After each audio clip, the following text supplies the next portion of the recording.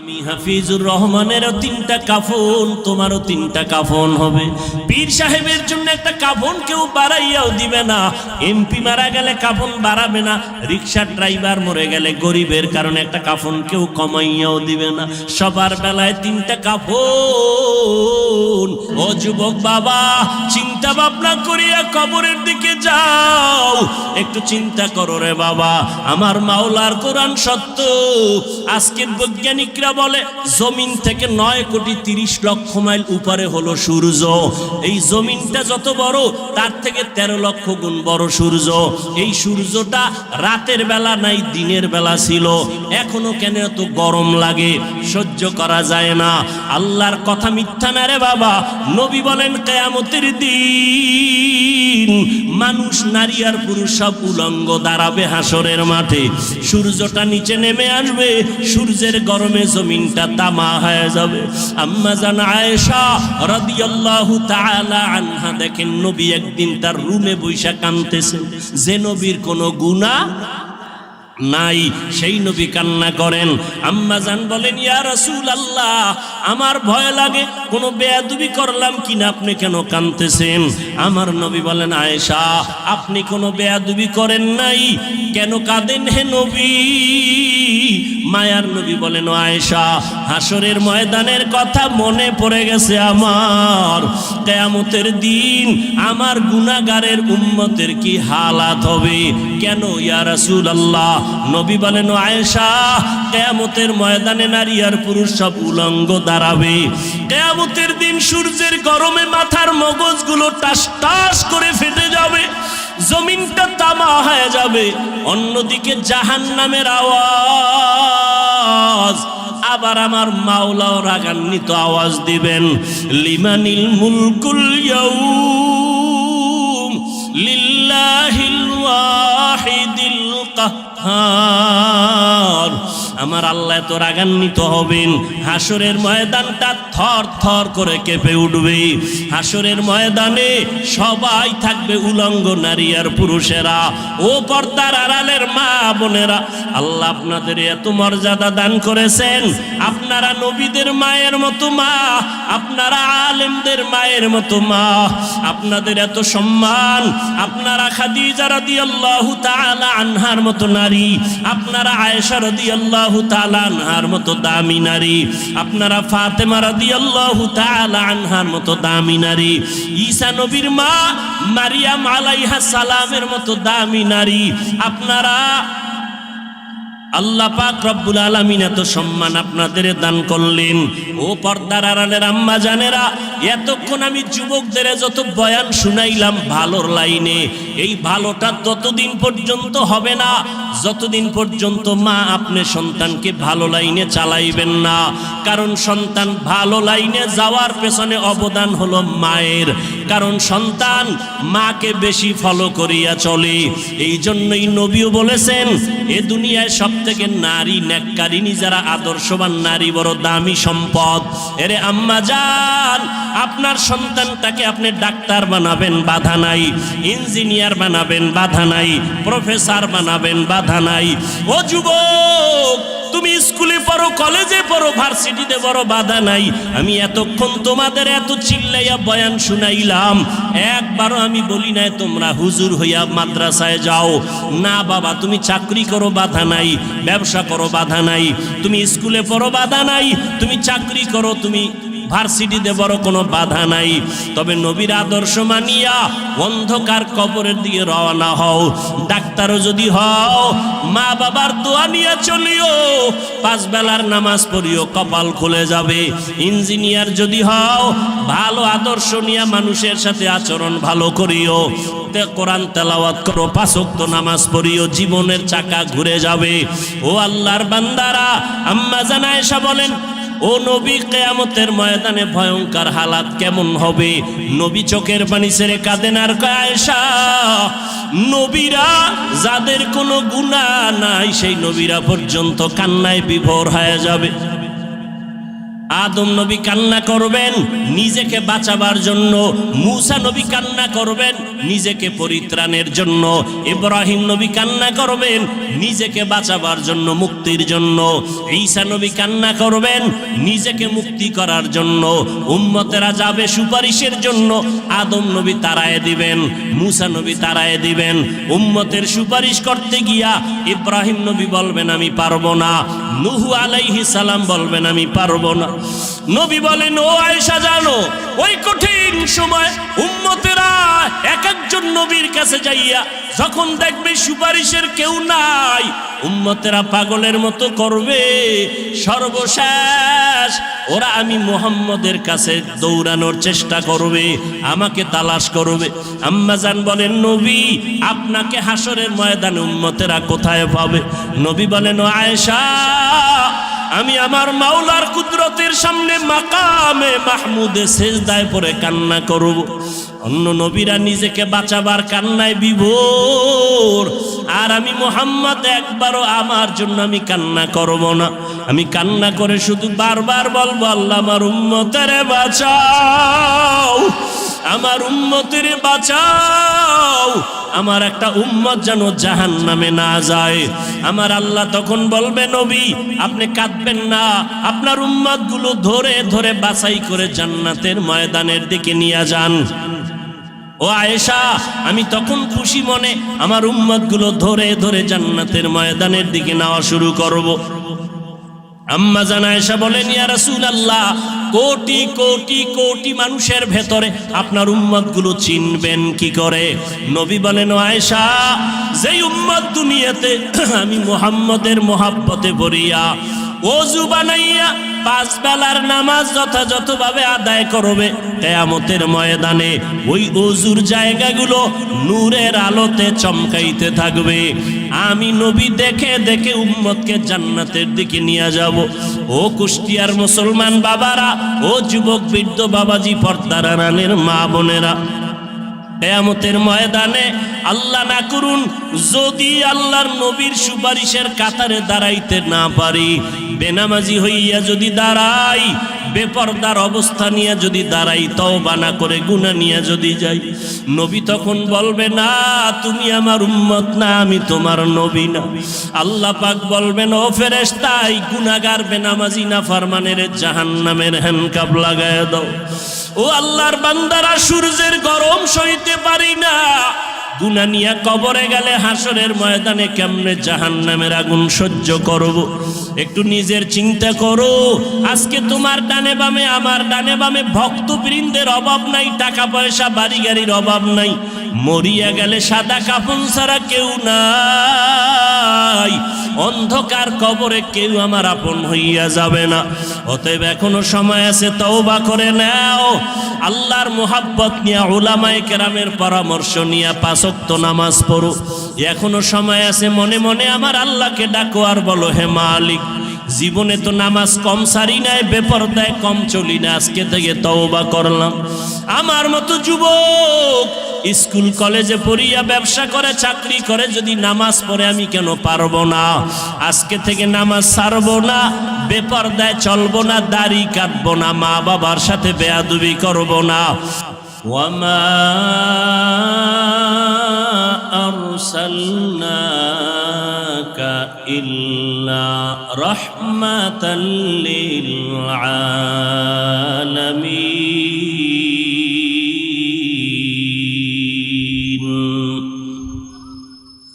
وقال النبي صلى الله عليه وآله وسلم كل أمتي يدخلون الجنة إلا من أبى قيل من أبى قال من أطاعني دخل الجنة ومن عصاني فقد أبى أو كما قال النبي عليه الصلاة والسلام صدق الله مولانا العظيم وصدق رسوله النبي الأمي الكريم ونحن على ذلك من الشاهدين والشاكرين والذاكرين والحمد لله رب العالمين سبحانك لا علم لنا إلا ما علمتنا إنك أنت العليم الحكيم رب اشرح لي صدري ويسر لي أمري واحلل عقدة من لساني يفقه قولي تکبیر میں کلمہ میں نمازوں میں اذا میں تکبیر میں کلمہ میں نمازوں میں اذا میں ہے نام الہی سے ملا نام محمد ہے نام الہی سے ملا نام محمد فرماتے ہیں آدم کو مجھے خلد و تری میں فرماتے ہیں آدم کو مجھے خلد و تری میں لکھا ہوا توبہ پہ ملا نام محمد لکھا ہوا توبہ پہ ملا نام محمد ہے میم میں محبوب یہ مطلب کا اشارہ ہے میم میں محبوب یہ مطلب کا اشارہ پھر کیوں نہ ہو محبوب خدا نام محمد پھر کیوں نہ ہو محبوب خدا نام محمد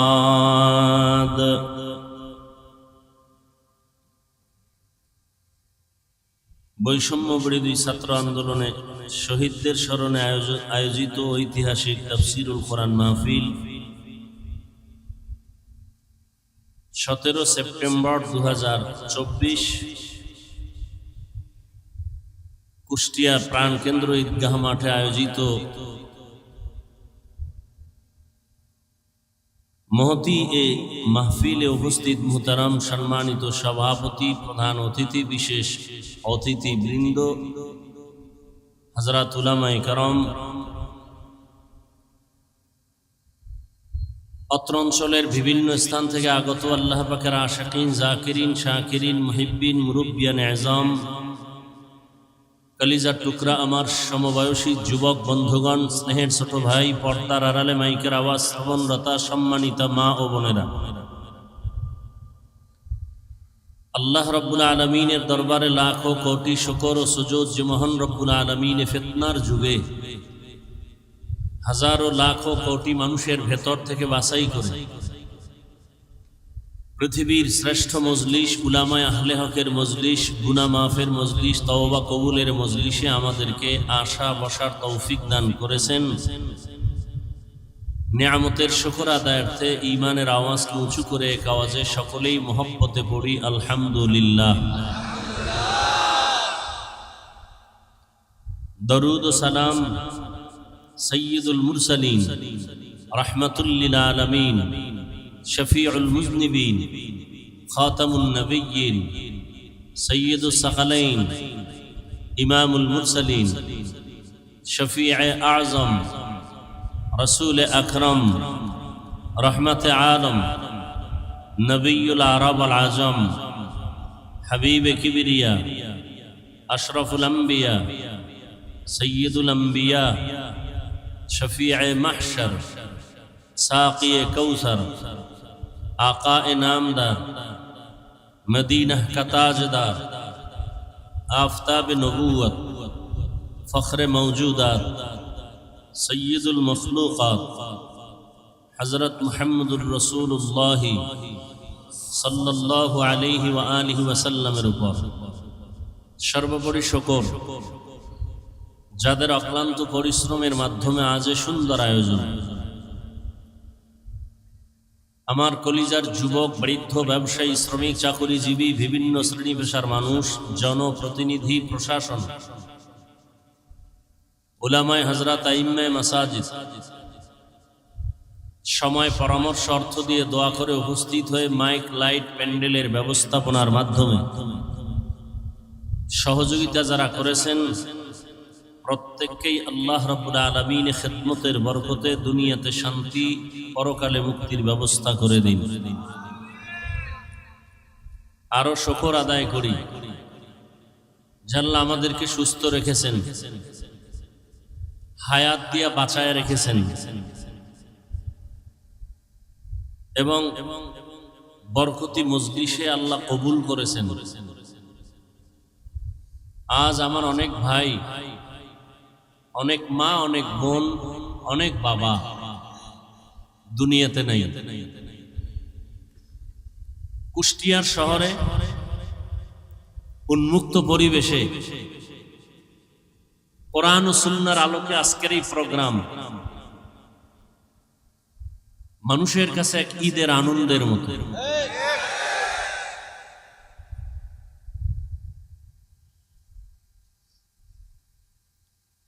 আমি মনে করি এটা কুষ্টিয়ার জন্য একটা বিজয়ের পূর্বাভাস।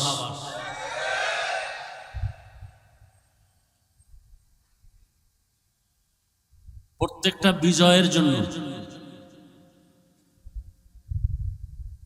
প্রথম যে জিনিসটা দরকার সেটা হলো একতাবদ্ধ পথ চলা। আজ আমার দেশের ছাত্র জনতা, উলামায়ে কেরাম সহ কেউ ডাইরেক্ট কেউ ইনডাইরেক্ট দেশের পক্ষে, স্বাধীনতার পক্ষে, জালেমের বিরুদ্ধে সার্বিক প্রচেষ্টা চালিয়েছেন। আল্লাহর মদদ আসছে, আল্লাহ দয়া করেছেন,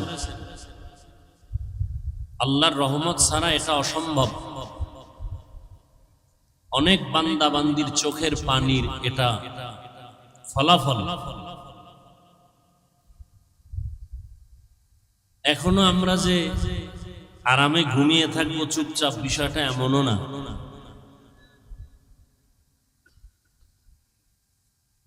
আল্লাহর দ্বীন নিয়ে যদি বাঁচতে চাই, কবরে যেতে চাই, তাহলে বিপদ আরো বহু সামনে আমাদের পাড়ি দিতে হবে।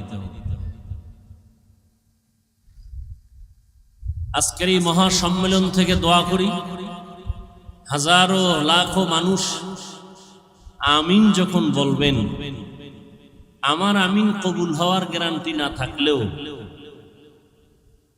এই বরকতি মজলিসে বহু আল্লাহর আশেক আছেন যারা আমিন কবুল হয়ে যাবে ইনশাআল্লাহ। আমি দোয়া করব, আপনারা শুধু আমিন বলবেন। আল্লাহ পাক এই সম্মেলন, এই প্রোগ্রামের বরকতে আমার দেশ, আমার জাতিকে জুলুম থেকে চূড়ান্তভাবে হেফাজত করুন। বিশেষ করে এই কুষ্টিয়ার বৃহত্তর অঞ্চল আল্লাহ পাক রব্বুল আলামিন দ্বীনের জন্য কবুল করেন। যারা এই উন্মুক্ত পরিবেশে দ্বীনের কথা বলার পরিবেশ তৈরি করার ক্ষেত্রে সার্বিক সহযোগিতা করেছেন, করতে গিয়ে আমার ছাত্র দুনিয়ার থেকে বিদায় হয়ে গেছেন। আল্লাহ পাক তাদেরকে জান্নাতুল ফেরদাউস দান করেন। শহীদদের মাগফিরাত কামনায় আজকের এই আয়োজন। শহীদি দরওয়াজা এমন একটা দরওয়াজা যে জান্নাতে ঢুকতে কোনো টিকিট লাগে না। আল্লাহর রাসূল বলেন, কেউ যদি শহীদি মরণ চায় আল্লাহ তাকে শহীদি মরণ দিবেন, সে যদি ঘরের বিছানায়ও মরে যায়। বলে ঘরের বিছানায় মরে গেলে শহীদ কেমনে? বাচ্চা প্রসবকালে কোনো মা যদি দুনিয়া থেকে বিদায় হয়ে যান, আল্লাহ তাকে শাহাদাতের মরণ দান করেন। কোন মানুষ যদি বিষ বেদনা, পেটে ব্যথায় মরে যায়, আল্লাহ শহীদের মর্যাদা দান করেন।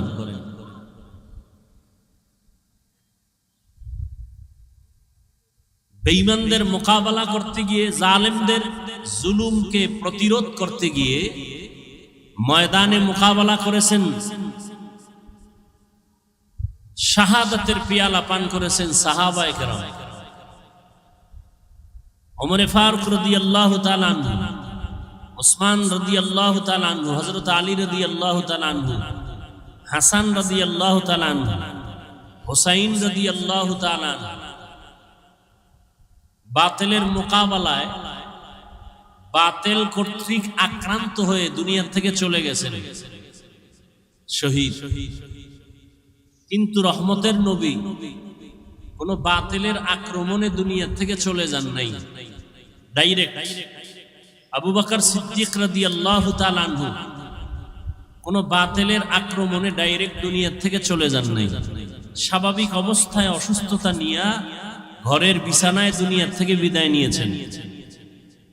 তাহলে ওমরে ফারুক বাতিলের আক্রমণে চলে গেলেন শহীদ, উসমান রাদিয়াল্লাহু তাআলা আনহু বাতিলের আক্রমণে চলে গেলেন শহীদ, হযরত আলী রাদিয়াল্লাহু তাআলা আনহু বাতিলের আক্রমণে চলে গেলেন শহীদ। শহীদি মর্যাদা সবার উপরে, সেই মর্যাদা আবু বকর পেলেন না কেন? এমনকি নবী পেলেন না কেন? এক কথায় জবাব, সর্বোচ্চ শহীদের মর্যাদা আল্লাহ নবীকেও দান করেছেন, আবু বকরকেও দান করেছেন। আরো আস্তে করে বলেন। মুসলমানের একটা আওয়াজ ভণ্ড বাতিলের জন্য একটা আতঙ্ক।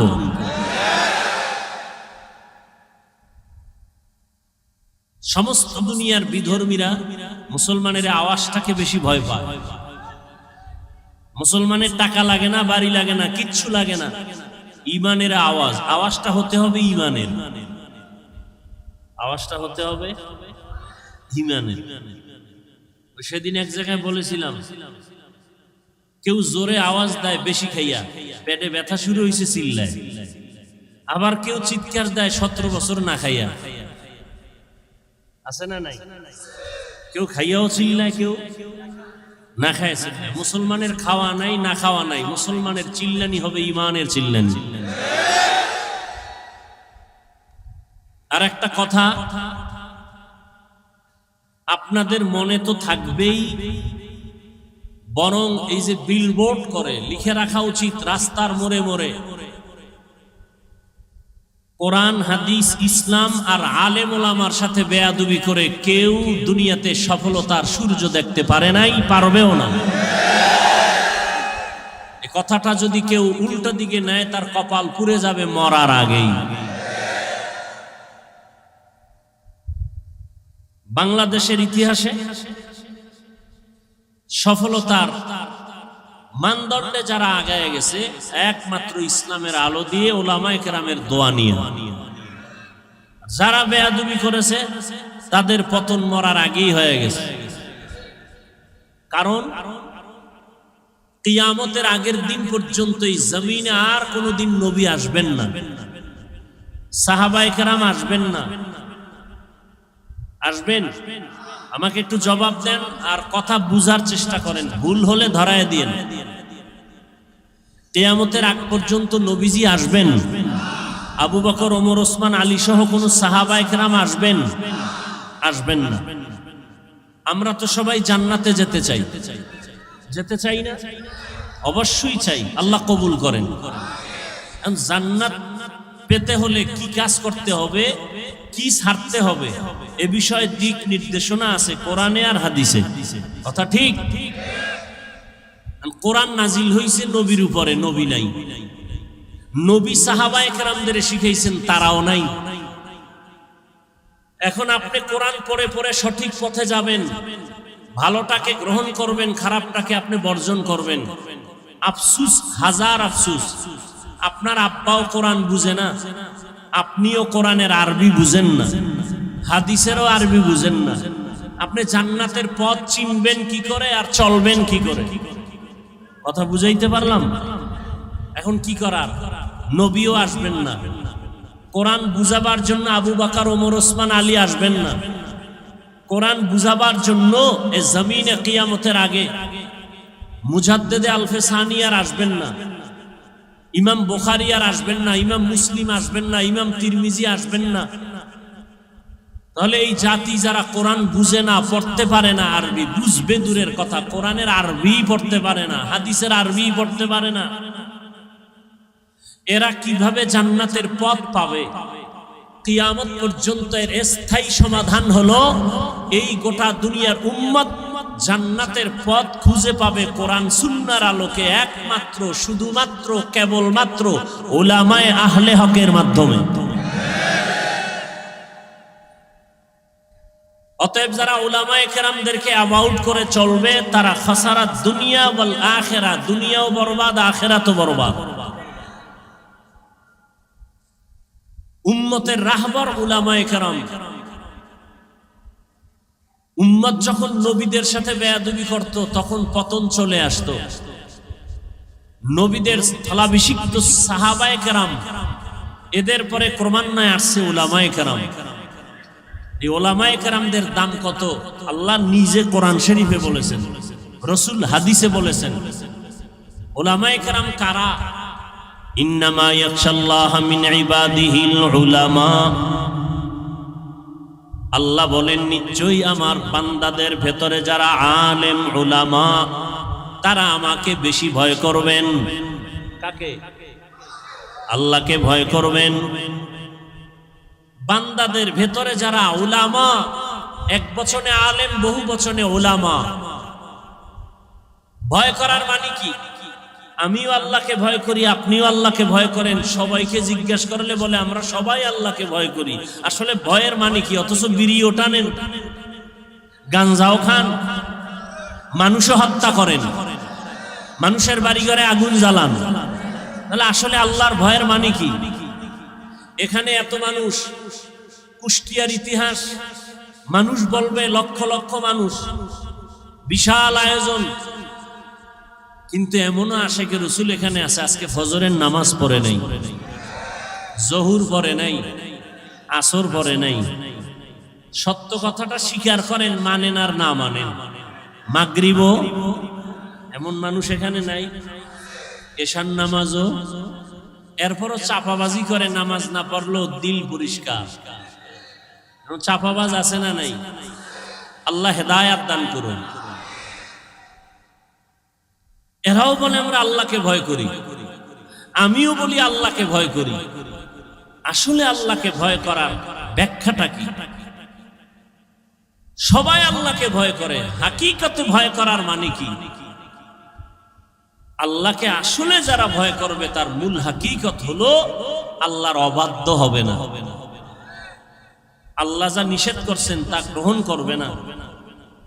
আরো সহজ ভাষায় আল্লাহর বিরুদ্ধে গিয়ে কোনো অন্যায় করবে না, অত্যাচার করবে না, গুনাহ করবে না। এজন্য নবী বলেন, ক্বালান নবী সাল্লাল্লাহু আলাইহি ওয়া আলিহি ওয়া সাল্লাম, ইত্তাকিল মাহারিম তাকুন আ'বাদান নাস। ও দুনিয়ার উম্মত, আল্লাহর নিষিদ্ধ কাজ থেকে তুমি নিজেকে বাঁচাও, আল্লাহর কাছে তোমার মর্যাদা বেড়ে যাবে। সাহাবায়ে কেরাম এই কথা শুনিয়া এতটাই নিজেকে কন্ট্রোল করেছেন, ওমরে ফারুক মুখের ভেতরে একটা পাথরের টুকরা রাখতেন, অযথা যেন একটা কথা বের না হয়। কারণ অযথা কথা বললে আল্লাহর কাছে জবাব দিতে হবে। কথারও বাজেট আছে, আমি হায়াত কতদিন পাবো, কয়টা কথা বলবো তার বাজেট আছে। হায়াতের বাজেট বাকি, কথার বাজেট শেষ। মরার আগে দেখবেন বোবা হয়ে গেছে, কারণ হায়াতের বাজেট এখনো বাকি আছে, কথার বাজেট নাই, বেশি কথা বলে শেষ। এ যুবক, সারা রাত মোবাইলের মাধ্যমে এত কথা বলো, চিন্তা করছনি বাজেট আছে কত? এমন যেন না হয় মরার আগে হায়াত বাকি থাকবে, জবানের কথার বাজেট থাকবে না, বোবা হয়ে কাটাতে হবে বিছানায়। আল্লাহ বাজেট দিয়ে দিছেন, হিসাব কইরা কথা কইও, মিস কল ফাইলেই ব্যাক কইরো না। আল্লাহ সব ভাইকে হেদায়াত দান করুন। আল্লাহ পাক এই মাহফিলের বরকতে পুরা কুষ্টিয়ার জমিনকে দ্বীনের দুর্গ হিসাবে কবুল করেন। আল্লাহ পাক অত্র অঞ্চলের সমস্ত মানুষকে শান্তির জীবন দান করুন। কবরস্থ যারা আল্লাহ সবাইকে জান্নাত দান করুন। পরস্পরে মোহাব্বত আল্লাহ বাড়ায়া দেন। আপনাদের সব থেকে বেশি পরিচিত কোরআন শরীফ থেকে একটা আয়াত আমি পড়েছি, রসুলের একটা হাদিস পড়েছি। আপনারা যদি বসেন, ধৈর্য ধারণ করেন আর দিল খুলে দোয়া করেন, তো আয়াত এবং হাদিসের আলোকে কিছু কথা আমি পেশ করব, ইনশাআল্লাহ কবুল করেন। আল্লাহ কবুল না করলে হবে? অনেকেই কিন্তু জানে এখানে প্রোগ্রাম আসার নিয়ত করেছিল, আসতে পারে নাই। টাকা থাকলেই মক্কা যাওয়া যায় না যদি আল্লাহ কবুল না করে।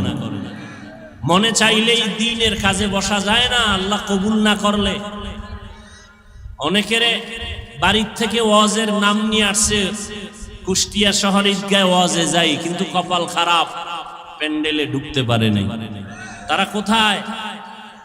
মহিলা প্যান্ডেল তাওয়াফ করে, আর কেউ দোকানপাটে আড্ডা করে, গল্প করে, কবিরা গুনাহ করে, এর নাম কপাল। এজন্য আমি সব সময় বলি, আল্লাহ চাইলে সব হয়, বান্দা চাইলে কিছুই হয় না। বান্দা চাইছিল আরো 20 বছর থাকবো, আল্লাহ কয় আমি দিব না। কাটটা হইল আল্লাহ। আল্লাহ চাইলে হয়, বান্দা চাইলে হয় না। আল্লাহ। আবার অনেকে প্যান্ডেলে ঢুকছেন, কিন্তু কোরআন হাদিসের কথা শুনে দিলটাকে নরম করে তওবা করে বাড়ি যাওয়ার কপাল হবে কিনা অনেকের অসম্ভব। অনেকে মোনাজাতের আগে চলে যাবে। এ বিশাল প্যান্ডেলে কত আল্লাহর বান্দা আছেন, আলেম বুজুর্গ, যাদের আমিন কবুল হয়ে যাবে। এদের সাথে যদি বসে মা বাবার জন্য একটু দোয়া করা যাইতো, মা বাবা কত না খুশি হতেন। তাদের কবর না কত শান্তির বাগান হয়ে যেত। যে কপাল পোড়া সেই দোয়ায় শরীক হতে পারবে না, শয়তান তাকে উঠায় নিয়ে যায়। প্যান্ডেলের দাম কত? রসুল বলেন এখানে বসার সাথে সাথে জীবনের সব গুনাহ মাফ।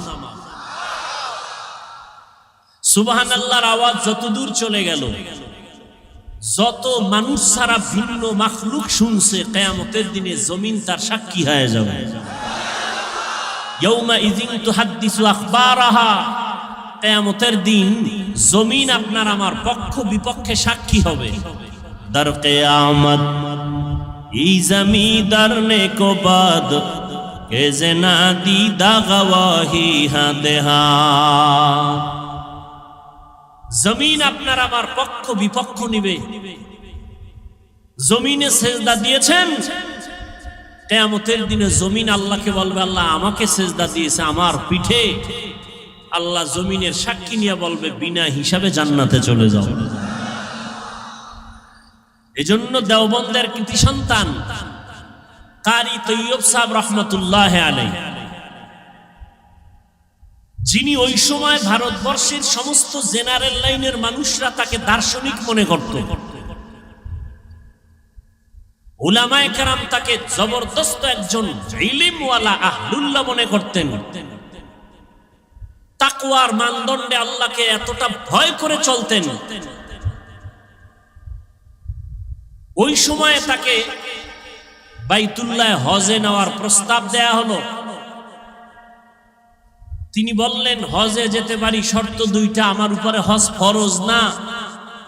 অতএব আপনারা যদি নিতে চান, দুই শর্ত আমার। এক, আমার কোনো ছবি তোলা যাবে না, আমি ছবি তুলব না।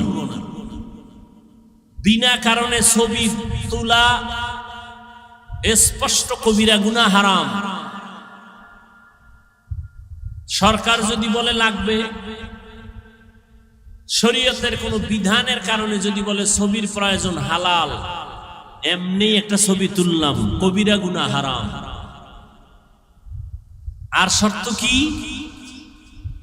আমি ভারত থেকে বাইতুল্লাহ যাব, আমার নামাজ যা হবে সেজদা আমাকে জমিনে দাওয়াতে হবে। আমি শূন্যের উপরে সেজদা দিব না, আমি মাটিতে সেজদা দিব। বলে এটা কেমনে সম্ভব? একটু আগে তাবিজ দিছি না, তাবিজ বান্দা চাইলে হয় না, আল্লাহ চাইলে হয়। তবে বান্দা চাইলেও হয় যদি বান্দার চাওয়াটা আল্লাহর কুদরতি চাওয়ার মর্জি মতো হয়। এভাবে সম্ভব না, ছবিও তোলা যাবে না। বিমানে যাবেন, নামাজের রক্ত বাজলে কি করার শিডিউল কিভাবে করা যায়? আমার হজ ফরজ না, আর আমি যাওয়ার জন্য তো আশেক না, আল্লাহ নিলে যাব, কিন্তু আল্লাহর রাজি খুশি অনুযায়ী যাব, উল্টা পাল্টা নয়।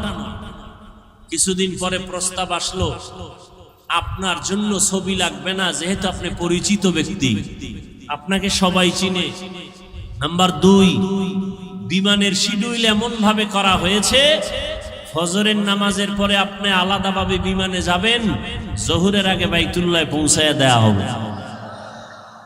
আর কে দারদ খৌফে হক দার দিল মাদাম জন্নাতুল মাওয়া দেহাত উরা মাকাম জুজবা হকচি জে মখাজ ইনসো জা ফজলে উ আমস্তে দর জুমলা জাহা।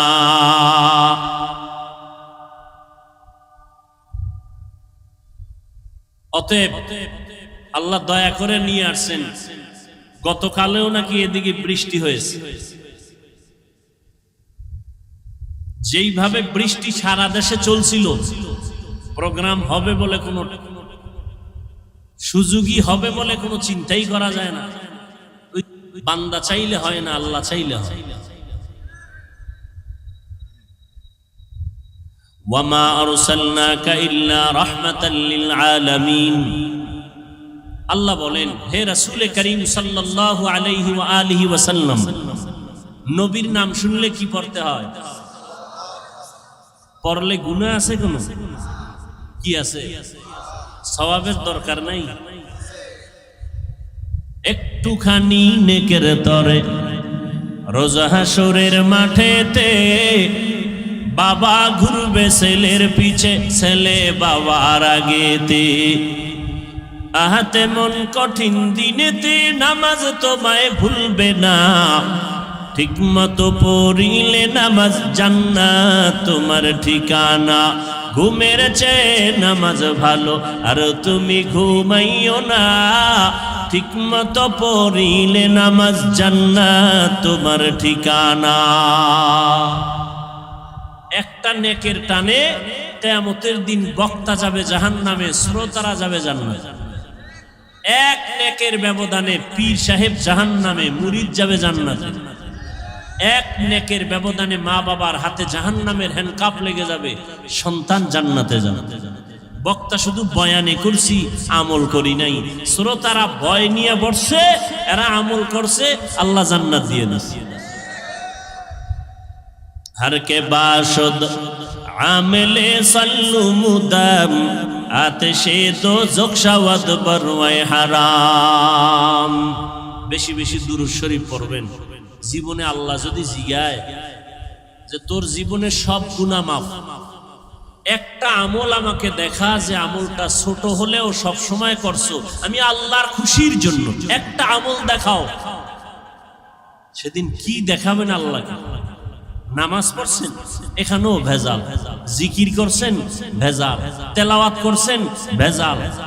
মানুষকে দান করছেন, ভেজাল। দেখানোর জন্য করছেন। সহিহ হাদিস ওমরে ফারুক রাদিয়াল্লাহু তাআলা আনহু থেকে বর্ণিত। উলামায়ে কেরাম জানেন, আপনারাও জানেন, কিয়ামতের কঠিন দিন আল্লাহ পাক 3 ব্যক্তিকে ডাকবেন, যেই 3 ব্যক্তির ব্যাপারে সারা দুনিয়ার দিল বলে, চোখ বলে এরা জান্নাতি, কিন্তু আল্লাহর কাছে এরা জান্নাতি কিনা একটু শুনেন।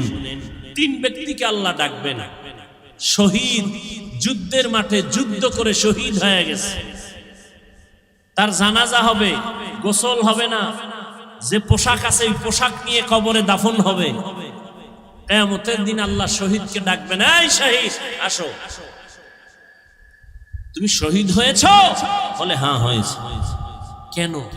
আল্লাহ দ্বীনের জন্য।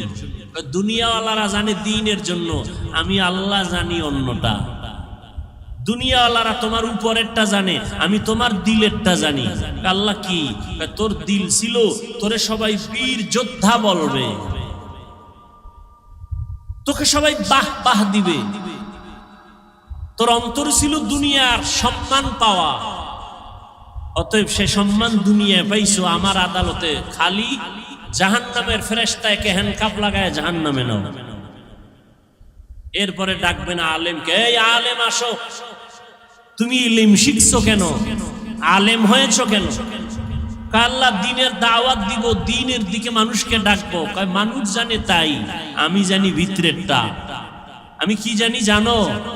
তুই মানুষকে দাওয়াত দিবি না, তুই আলেম হয়েছো, এলেম দিয়ে দুনিয়া কামাই করবি, টাকা কামাই করবি, সম্মান কামাই করবি। মাওলানা না লেখলে কষ্ট পাও, আমি জানি না। আলহাজ না লেখলে কষ্ট পাও, দুনিয়াওয়ালারা জানে না, আমি তো জানি। হাদিয়া কম দিলে মনে কষ্ট, এখানে আর দাওয়াত দেওয়া যাবে না, দুনিয়াওয়ালারা জানে না, আমি তো জানি। যাও, জান্নাত নাই, জাহান্নামের ফেরেশতাকে হ্যান্ডকাপ দিয়া জাহান্নামে নিয়ে যাও।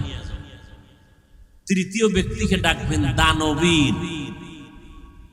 কোটি কোটি টাকা দান করছো কেন? আমি গরিব বানাই নাই, ধনী বানাইছি। দান করছো কেন? আল্লাহ দিনের কাজ, মাদ্রাসা করছি, মসজিদ করছি, স্কুল করেছি, কলেজ করেছি, হ্যাঁ মসজিদ করেছি অনেক। বারবার মাইকে বলেছি এই মসজিদ আমি করছি, এই মসজিদ আমি করছি, আর কেউ করে নাই। অনেকগুলো মসজিদ করে ফেলেছি। আল্লাহ কয় মানুষ জানে এগুলো, আমি জানি ভিতরেরটা। এগুলো তুমি দান করছো কেন? মানুষ তোমাকে দানবীর বলবে, সম্মানের চেয়ার আগায় দিবে। আমার আদালতে আজকে তোমার জান্নাত নাই, জাহান্নামে চলে যাও। তাহলে শহীদের অবস্থা যদি এমন হয়, আলেমের অবস্থা যদি এমন হয়, আপনার আমার উপায় কি হয়? ওয়ামা আরসালনাকা ইল্লা রাহমাতাল লিল আলামিন। হে রাসূল করিম সাল্লাল্লাহু আলাইহি ওয়া আলিহি ওয়াসাল্লাম, আমি আপনাকে পৃথিবী নামক গ্রহে প্রেরণ করি নাই, হ্যাঁ করেছি জগৎ সমূহের জন্য রহমত হিসেবে। হলো আয়াতের তরজমা, হাদিস। পয়গম্বর বলেন, কুল্লু উম্মতি ইয়াদখুলুনাল জান্নাতা ইল্লা মান আবা। নবী বলেন, সব উম্মতেরা জান্নাতে যাবে, যারা আমি মুহাম্মদকে মানে না, অস্বীকার করে, তারা জান্নাতে যাবে না। কিলা মান আবা। সাহাবায়ে কেরাম বললেন, ইয়া রাসূলুল্লাহ, আপনাকে অস্বীকার করে, মানে না, তারা কারা? নবী বললেন, ক্বালা মান আতাআনি দাখালাল জান্নাহ ওয়া মান আসানি ফাকাদ আবা। যে ব্যক্তি আমার অনুকরণ করবে সে জান্নাতে যাবে, আর যে আমার বিরোধিতা করবে সে আমাকে অস্বীকার করার কারণে জাহান্নামে যাবে। এ নিয়েও আমাদের দেশে খুব ঝামেলা। সবাই নবী মানে, বরং আমরা যারা টুপিওয়ালা, দাড়িওয়ালা, নামাজ পড়ি, পর্দা করি, আমগো পর্যন্ত গালি দেয়, আমরা নবীর আশেক না। হে গাঞ্জা খাইয়া নবীর আশেক, মাজারের মধ্যে ঢোল বাজায় নবীর আশেক, আছে না নাই? গায়রুল্লাহকে সেজদা দেয় নবীর আশেক। আমরা পীর আউলিয়ার পক্ষের মানুষ। আমি কেন? আল্লাহর কোরআন পক্ষে, আমরাও পক্ষে। রসুলের হাদিস পক্ষে, আমরাও পক্ষে। আল্লাহর কোরআন রসুলের হাদিস যাদের পক্ষে নাই, আমরাও তাদের পক্ষে নাই। আল্লাহ পাকের সত্য কোরআন, রসুলের সত্য হাদিস, ওলি আউলিয়ার পক্ষে, আমরাও তাদের পক্ষে, কিন্তু ভেজালের পক্ষে না। কিসের পক্ষে না? আল্লাহ কয়জন? সবাই বলে আল্লাহ যে এক, কোন দিক থেকে এক? আল্লাহ এক যে কোন দিক থেকে এক? সব দিক থেকে এক, তাই তো? আল্লাহর মতো কি আরেকজন আছে? আল্লাহর সমান কেউ আছে? আল্লাহর সহযোগী কেউ আছে? নাই।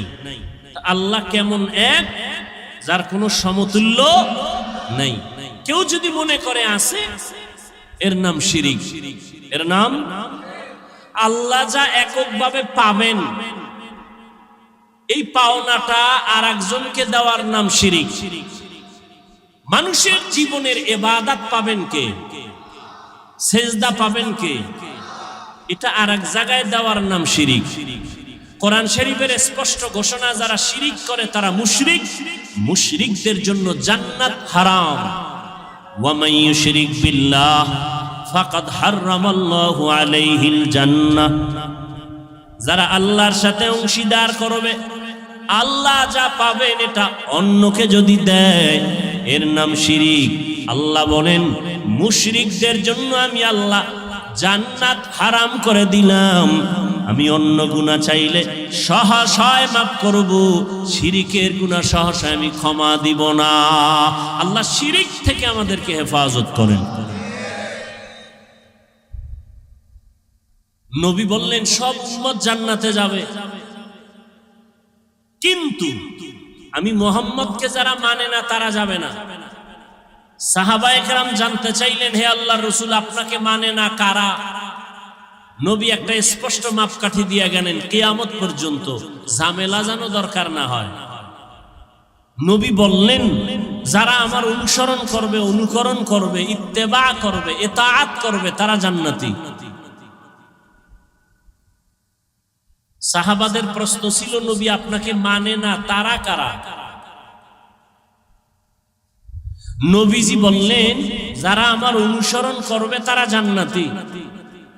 আমাকে একটু জবাব দেন, নবীজিকে অনুসরণ করলে সে কি? বিপরীত কথা কি দাঁড়াবে? বুঝেন নাই? যে নবীকে অনুসরণ করবে সে জান্নাতি। বিপরীত কথা কি দাঁড়ায়? যে নবীর অনুসরণ করবে না সে। কিন্তু নবীজি জাহান্নামী ওই ব্যক্তিকে বলেন নাই। নবী বলছেন যে আমার অনুসরণ করবে সে জান্নাতি, যে অনুসরণ করবে না সে জাহান্নামী। নবী এ কথা বলেন নাই। নবী কি বলছেন? নবী বলছেন যারা আমার বিরোধিতা করবে তারা জাহান্নামী। এখান থেকে একটা সুন্দর কথা আজীবনের জন্য মনে রাখবেন, লিখে রাখবেন। নবীকে যারা মানে না বা নবীর আদর্শ মতো চলে না, তারা দুই দল। নবীজির আদর্শ মেনে চলে না যারা, তারা কয় দল? এক দল আগ্রহী আর এক দল বিদ্রোহী, এক দল দরদি আর এক দল বিরোধী। যেমন কথার কথা, আমি ডান দিক থেকে একটা যুবকরে জিজ্ঞাসা করলাম, এই যুবক ভাই, আপনি নবীর আদর্শে টুপি পরেন না কেন, দাড়ি রাখেন না কেন? যুবক জবাব দিল, হুজুর দাড়ি রাখা দরকার, নবীর আদর্শ, চেষ্টা করতেছি, পারি না, একটু দোয়া করবেন। আমাকে বলেন তো এই যুবকটা কি বিরোধী না দরদি? দরদি। বাম দিক থেকে একটা যুবকরে জিজ্ঞাসা করলাম, এই যুবক, নবীর আদর্শে নামাজ পড়ো না কেন, দাড়ি রাখো না কেন? খেয়াল করতেছেন তো? যুবক আমার কথাটা শেষ না হতেই আমাকে পাল্টা আওয়াজ দিল, দাড়ি না রাখলে অসুবিধা কি আছে? না নাই?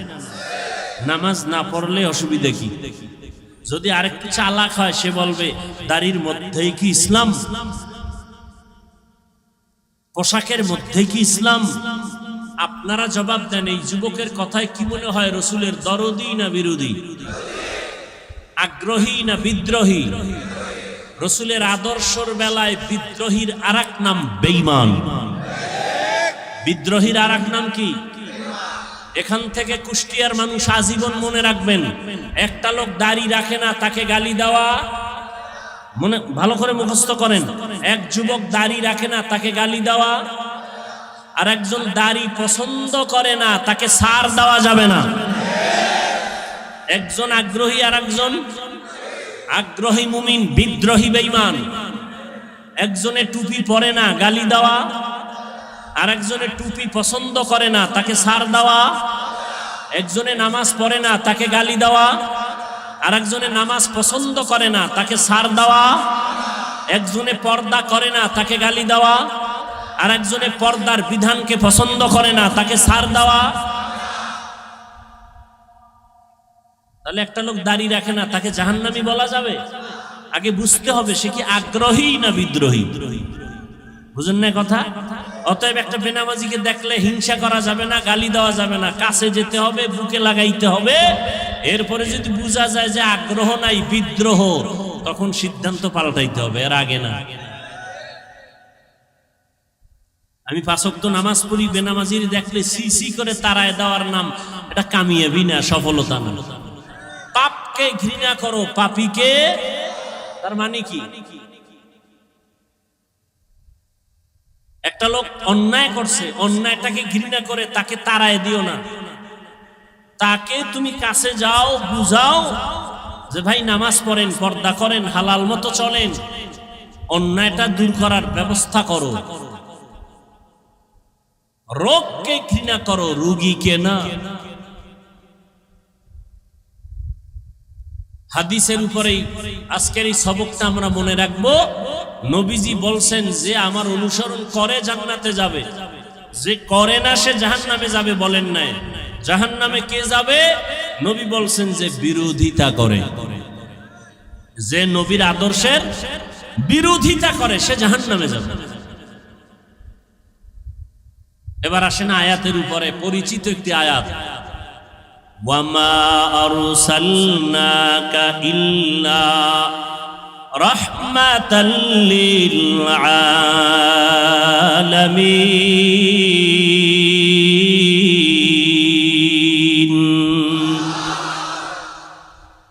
তরজমাটা বলছি, আর একবার বলি। আল্লাহ বলেন, হে নবী আমি আপনাকে, হে রসূল আমি আপনাকে দুনিয়াতে পাঠাই নাই, হ্যাঁ পাঠিয়েছি জগৎ সমূহের রহমত হিসেবে। পাঠাই নাই, হ্যাঁ পাঠিয়েছি। ঘুরাইয়া বললেন কেন? ডাইরেক্ট যদি বলতেন আপনাকে জগৎ সমূহের রহমত করে পাঠাইলাম। ঘুরাইয়া বললেন এর কারণ দুনিয়ার সমস্ত মানুষের ব্রেনকে সাফ করে দিলেন। মোহাম্মদ দুনিয়াতে ভিন্ন কোনো কারণে পাঠানো হয় নাই, একটাই মাত্র কারণ, জগৎ সমূহের জন্য তিনি রহমত। তিনি রহমত, পুরাটাই রহমত, তার মধ্যে রহমতের বাইরে কিচ্ছু নাই। এটা বুঝাবার জন্য এখানে অনেকে তর্জমা করেন রহমতের নবী উভয় জগতের জন্য রহমত। আমি তর্জমা করেছি জগৎ সমূহের জন্য রহমত। উভয় জগৎ বলতে বুঝায় দুনিয়ার জগৎ, পরকাল জগৎ। কিন্তু জগৎ তো দুইটা না, আরো আছে। রুহের একটা জগৎ আলাদা, মায়ের গর্ভের একটা জগৎ আলাদা, দুনিয়া নামক জগৎ একটা আলাদা, মৃত্যুর পরে কবরের জগৎ আলমে বরজাখ আলাদা, হাসরের ময়দানের জগৎ আবার আলাদা, জান্নাত আর জাহান্নামের একটা জগৎ হবে আলাদা। তাহলে একটা হইল না, অনেক। জগৎ সমূহের জন্য নবী রহমত, রুহের জগতের জন্য নবী রহমত, মায়ের গর্ভের জগতের জন্য নবী রহমত, দুনিয়ার জগতের জন্য নবী রহমত, কবর জগতের জন্য নবী রহমত, হাসরের ময়দানে আমার নবী রহমত, জান্নাতের জগতে আমার নবী রহমত, জাহান্নামের ভেতরেও আমার নবী রহমত। একজনে প্রশ্ন করবে মনে মনে, সামনে তো আর আসবে না, পিছনে পেছনে বলবে নবী জান্নাতের জন্য রহমত বুঝলাম, জাহান্নামের জন্য রহমত, এটা আবার কোন কথা? এজন্যই তো ভাইজান দূরে থেকে সব কথা আজ করা যায় না। কুষ্টিয়ার বাজারে আর পেছন দিক থেকে একজনকে দেখা কাও চাচা মিয়া দাঁড়াও, মনে করছো তোমার বাড়ির চাচা। চাচায় যখন উল্টা দিকে চেহারাটা ঘুরাই দিয়ে খায়, ও আপনাকে বলি নেই। দূরের থেকে ধারণা করিও না, কাছে যাও। এই দুনিয়াতে নবী আসবেন না, সাহাবায়ে কেরাম আসবেন না, উলামায়ে কেরামে উম্মতের রাহবার, ওয়ারাসাতুল আম্বিয়া। উলামায়ে কেরাম আল্লাহকে ভয় করবেন, ভয় করার মানে গুনাহ থেকে নিজেকে বাঁচায় রাখবেন। সাধারণ মানুষ শয়তানের ধোকায় পড়ে বাম হাতে পানি পান করবে, কিন্তু কোনো আলেম বাম হাতে পানি পান করবে না। সাধারণ মানুষ শয়তানের ধোকায় পড়ে টুপি ছাড়া চলবে, দাড়ি কাটবে, কিন্তু যারা আলেম তারা কখনো টুপি ছাড়া চলবে না। হর কে দারত খৌফে হক দার দিল মাদাম, জন্নতুল মাওয়া দেহাদ উরা মাকাম, জুজবা হক চি জে মখাজ ইনসো জা, ফজলে উ আমস্তে দর জুমলা জাহা। জগৎ সমূহের জন্য আপনার আমার নবী, রহমতের নবী আমার নবী, রূহের জগতের জন্য কিভাবে রহমত, ভিন্ন আলোচনা।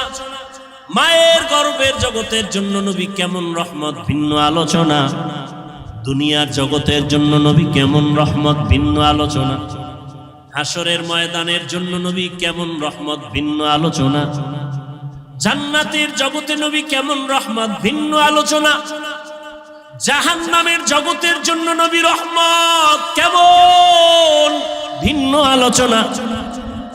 আপনাদের ধৈর্য হবে না, সময়ও কুলাবে না। এজন্য আমি শুধুমাত্র রূহের জগৎ নিয়ে কথা বলবো না, শুধু দুনিয়ার জগৎটা নিয়ে কিছু কথা বলে বিদায় নিব। আল্লাহ যদি তৌফিক দেন, বয়ান বক্তা সাহেব যত বড় যোগ্যতা সম্পূর্ণ বড় বক্তা হোক না কেন, অনেক এলেম আছে, অনেক ডিগ্রি আছে, কিন্তু বয়ান ভালো হওয়া, বয়ান ভালো না হওয়া এটা বক্তার কোনো বাহাদুরি না, এটা শ্রোতাদের মোহাব্বত আর দিলের আকর্ষণ। এই পয়েন্টটাও লিখে রাখেন আজীবন। কিছু মার্কা মারা পয়েন্ট বলবো, এটি লিখে রাখেন। বক্তার বয়ান ভালো হইছে না খারাপ হইছে, এগুলো সব নির্ভর করে শ্রোতাদের মোহাব্বত আর কলবের আকর্ষণের উপর। আপনাদের অন্তরের হালাত যেমন, বয়ান হবে তেমন। যদি আল্লাহর মোহাব্বত নিয়ে বয়ান করি আর আল্লাহর মোহাব্বত নিয়ে বয়ান শুনেন, বরকতকে দিবেন। দুনিয়ার জগতের জন্য আমার নবী রহমত। কেমন একজন নবী আল্লাহ আমাদের দান করেছেন চিনলি না রে যুবক? যদি আমার নবীর একবার চিনতি, নেতার জন্য জীবন দাও, নেত্রীর জন্য জীবন দাও, দলের জন্য জীবন দাও, আমার নবীরে যদি একবার চিনতি, এই জমিনে কল্লা দিয়ে দিতি, কোনো বেঈমান আমার নবীর বিরুদ্ধে কথা বলতে পারতো না। ইমামুল আউয়ালিন আল আখিরিন বহরে সাদকা রাহমাতাল লিল আলামিন সাইয়্যিদুল কাউনাইন খাতমুল মুরসালিন আখির আমদ বুদে ফখরুল আউয়ালিন। বছরে মাস কয়টা? 12টা। কিয়ামতের আগে একটা বাড়বে, একটা কমে যাবে। ইন্না ইদ্দাতাশ শুহুরি ইনদাল্লাহি 12 শাহরান ফি কিতাবিল্লাহ ইয়াওমা খালাকাস সামাওয়াতি ওয়াল আরদ মিনহা আরবাআতুন হুরুম যালিকাদ দীনুল কাইয়্যিম। আল্লাহ পাক কোরআনে বলেন সূরা তাওবা, কিয়ামতের আল্লাহ পাক বলেন আমি বছরে গণনার আকারে মাস বানাইছি 12টা। এইটা এই যে কথাটা আমি আল্লাহ লিখে রাখছি আসমান লাউহে মাহফুজের মধ্যে, লাউহে মাহফুজে লিখে রেখেছি বছরে মাস হবে 12টা, এবং এই 12 মাসের মধ্যে 4 মাস হবে বড় দামি, বড় সম্মানের মাস। তার মানে অন্য মাস সম্মান নাই, সব মাসের দাম আছে। 4টা মাস, 12 মাসের মধ্যে 4 মাস হবে বড় দামি, বেশি দামি। এর মধ্যে একটা মাস হলো জিকাদা, এরপরে যুলহিজ্জা, রজব, মুহররম। আবার একটু বলি, 4 মাস, 12 মাসের মধ্যে 4 মাস বড় দামি। এটা কোরআনে লেখা, কোরআনের আয়াত। আল্লাহ এই সিদ্ধান্ত লিখে রাখছেন লাউহে মাহফুজে। কোন দিন? আসমান জমিন সৃষ্টির দিন। ভালো করে খেয়াল করেন, মুহররম, রজব আর হলো জিকাদা, যুলহিজ্জা। নাম কয়টা আবার খেয়াল করেন, জিকাদা, যুলহিজ্জা, মুহররম, রজব। এই 4 মাসের মধ্যে রবিউল আউয়াল কয় নম্বরে? বলেন, জবাব দেন। নাই? তাহলে কি বুঝেন? রবিউল আউয়ালের দাম নাই, সব মাসেরই দাম আছে। ওই যে 4 মাসের দাম আলাদা কেন, এ বিষয়ে আলোচনা আলাদা। আয়াত নাজিল হয়েছে ওই সময়, ওই প্রেক্ষাপট ভিন্ন ছিল। যুদ্ধ বিগ্রহ করত, ওটা নিষেধ করেছিলেন এই 4 মাসে। ওই হুকুম রহিত হয়ে গেছে, এখন সেই হুকুম বাকি নেই। এখন প্রয়োজন হলে কিয়ামত পর্যন্ত আল্লাহর বিধানে জিহাদ চলবে। রজব বুঝি না, মুহররম বুঝি না, বাতিল যখন আঘাত করবে, মুসলমান ইমানের ইসলামের পতাকা উড্ডীন করার জন্য প্রতিবাদের ময়দানে ঝাঁপিয়ে পড়বে। তো যেটা আমি বুঝাতে চাই, রবিউল আউয়াল বর্তমান মাস, সেই ক্ষেত্রে আমি রাসূলের আদর্শের কিছু কথা বলবো, আয়াত নিয়েছি। প্রাসঙ্গিক দুই একটা কথা বলে যাই। নবীর নিয়ে লাফালাফি, কেউ মদিনার থেকে নবীরে টান দিয়া কুষ্টিয়ার মসজিদে নিয়ে আয়, মাঝে মাঝে ঢাকার বাইতুল মুকাররমে নবী হাজির হয়ে যান। হ্যাঁ, কত ইখতিলাফ মতনৈক্য। কেউ কয় নবী যে 63 বছর পরে মইরা গেছে, আর জিন্দা হওয়ার কায়দা নেই। আবার কেউ কয় নবী মরেই নাই। তো যারা বলে নবী মরে নাই, তো 63 বছরের গণনা আসলো কেন? যাই হোক, নবী বলেন আমি 63 বছরের হায়াত শেষ করে মদিনাতুল মুনাওয়ারা রওজা মুবারাকে কিয়ামত পর্যন্ত জিন্দা অবস্থায় নামাজের হালাতে থাকবো। আরো জোরে বলেন। নবী কবরে মদিনায় না মক্কায়? মদিনায়। কতদিন থাকবেন বলেন সবাই? বাংলাদেশে আসবেন কবে? আসবেন? নবী এসে আপনার খবর নেওয়া, এটা মূল্য বেশি না ফেরেশতা দিয়ে নবীর কাছে খবর পৌঁছানো, এটা মূল্য বেশি? কেন নবীরে আনতে চান কেন এখানে? আপনি যাইতে পারেন না? আর আপনার মতো ভেজাল্লা আমল আল্লাহর কাছে নবী আসবে, নবী কি ঠেকানি? আল্লাহ হেদায়াত দান করুন। কিয়ামত পর্যন্ত নবী থাকবেন, মরা না জিন্দা? জিন্দা। কিয়ামত পর্যন্ত নবী জিন্দা, সমস্ত নবীরা কবরে জিন্দা। নবী এসেছিলেন কোন এক বছরের রবিউল আউয়ালে, এ নিয়েও দ্বিমত আছে, আমি সেদিকে যাব না। নবী বিদায় হয়েছেন রবিউল আউয়ালের কোন একদিন, মাঝখানে সময় গেছে 63 বছর। আলোচনার বিষয়বস্তু কেন্দ্রবিন্দু নবী আসলেন কেন, 63 বছর পরে গেলেন কেন, আসলেন কেন আর গেলেন বা কেন? এর থেকে উম্মতের কি করণীয়, কি বর্জনীয়? নবীর আশাটাকে আরবিতে বলে মিলাদুন নবী, বিদায় হয়ে যাওয়াটাকে আরবিতে বলে ওয়াফাতুন নবী। আর আমরা যে নবীর হাদিস বয়ান শুনাইতেছি, এটাকে বলে দাওয়াতুন নবী। আর টোটাল 63 বছরকে বলে সিরাতুন নবী। 4টা শব্দ বললাম, মিলাদুন নবী, ওয়াফাতুন নবী, দাওয়াতুন নবী, সিরাতুন নবী। বিশ্লেষণে যাব না, আমি সাধারণ মানুষকে সহজে যাতে বুঝতে পারে ওই চিন্তা করে সব সময় বয়ান করি। শিক্ষিতদেরকে বয়ান করেন না, বহু শিক্ষিত বক্তা আছে, বহু এলেমওয়ালা আছে, আমার এলেম নাই, আমল নাই। সাধারণ মানুষ যেন অল্পতে একটু দিনের দিকে আসে, আল্লাহর দিকে আসে, সুন্নতওয়ালা হয়, আমি ওই ধান্দায় বয়ান করি। পেজগোছের কথা কম বলি, খুব খেয়াল করবেন। মিলাদুন নবী, ওয়াফাতুন নবী, সিরাতুন নবী, দাওয়াতুন নবী, এই 4টা শব্দ একমাত্র শুধুমাত্র কেবলমাত্র আমার আপনার নবী রহমতুল্লিল আলামিনের শানের শব্দ। এই 4টা শব্দ মুসা নবীর বেলায় ব্যবহার হয় নাই, এই 4টা শব্দ ঈসা নবীর বেলায় ব্যবহার হয় নাই। প্রয়োগ হয়েছে, কিন্তু ব্যবহার সব সার্বজনীন নয়। এই 4টা শব্দ আমার নবীর শানের শব্দ। এই 4টা শব্দকে যারা ছোট চোখে দেখবে, সে রাসূলকেই ছোট করলো। কথা বুঝাইতে পারছি? নবীজির জন্ম মোবারক আমরা মানি না? মানি না। নবীজির ইন্তেকাল আমরা মানি না? মানি না। তাহলে আমরা মিলাদুন নবীও মানি, ওয়াফাতুন নবীও মানি, নবীজির আদর্শ আমরা মানি না, তাহলে আমরা নবীর সিরাতুন নবীও মানি, দাওয়াতুন নবীও মানি। অতএব এ নিয়ে আমাদের মধ্যে দূরত্ব সৃষ্টি করার কোনো সুযোগ নাই। এরপরে নিয়ে বহু আলোচনা আছে, ওদিকে আমি যাব না।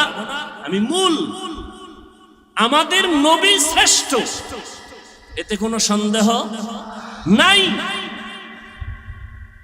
সর্বসম্মতিক্রমে আমার নবী শ্রেষ্ঠ, আমরা এটা অন্তর দিয়ে বিশ্বাস করি, এটা আমাদের ঈমান, এটা আমাদের আকীদা। নবীরে কি দিয়ে বানাইছেন ওই ধান্দায় পইরা সময় নষ্ট না কইরা 100 বার দুরূদ শরীফ পড়ি, সওয়াব হবে। কি তর্ক বিতর্ক না কইরা আমল করি। কখন মরণ হয়ে যাবে বলা যায় না। চোখের সামনে দেখতে না দেখতে কত আপনজন চলে গেল, চোখের সামনে কত যুবক চলে গেল। আমার চলে যাওয়ার পালা, কি নিয়ে যাইতেছি আর কি রেখে যাইতেছি। আল্লাহ বলেন মা আরসালনাকা ইল্লা রাহমাতাল লিল আলামিন, ও পয়গম্বর জগৎ সমূহের জন্য আমি আপনাকে রহমত করে পাঠাইলাম।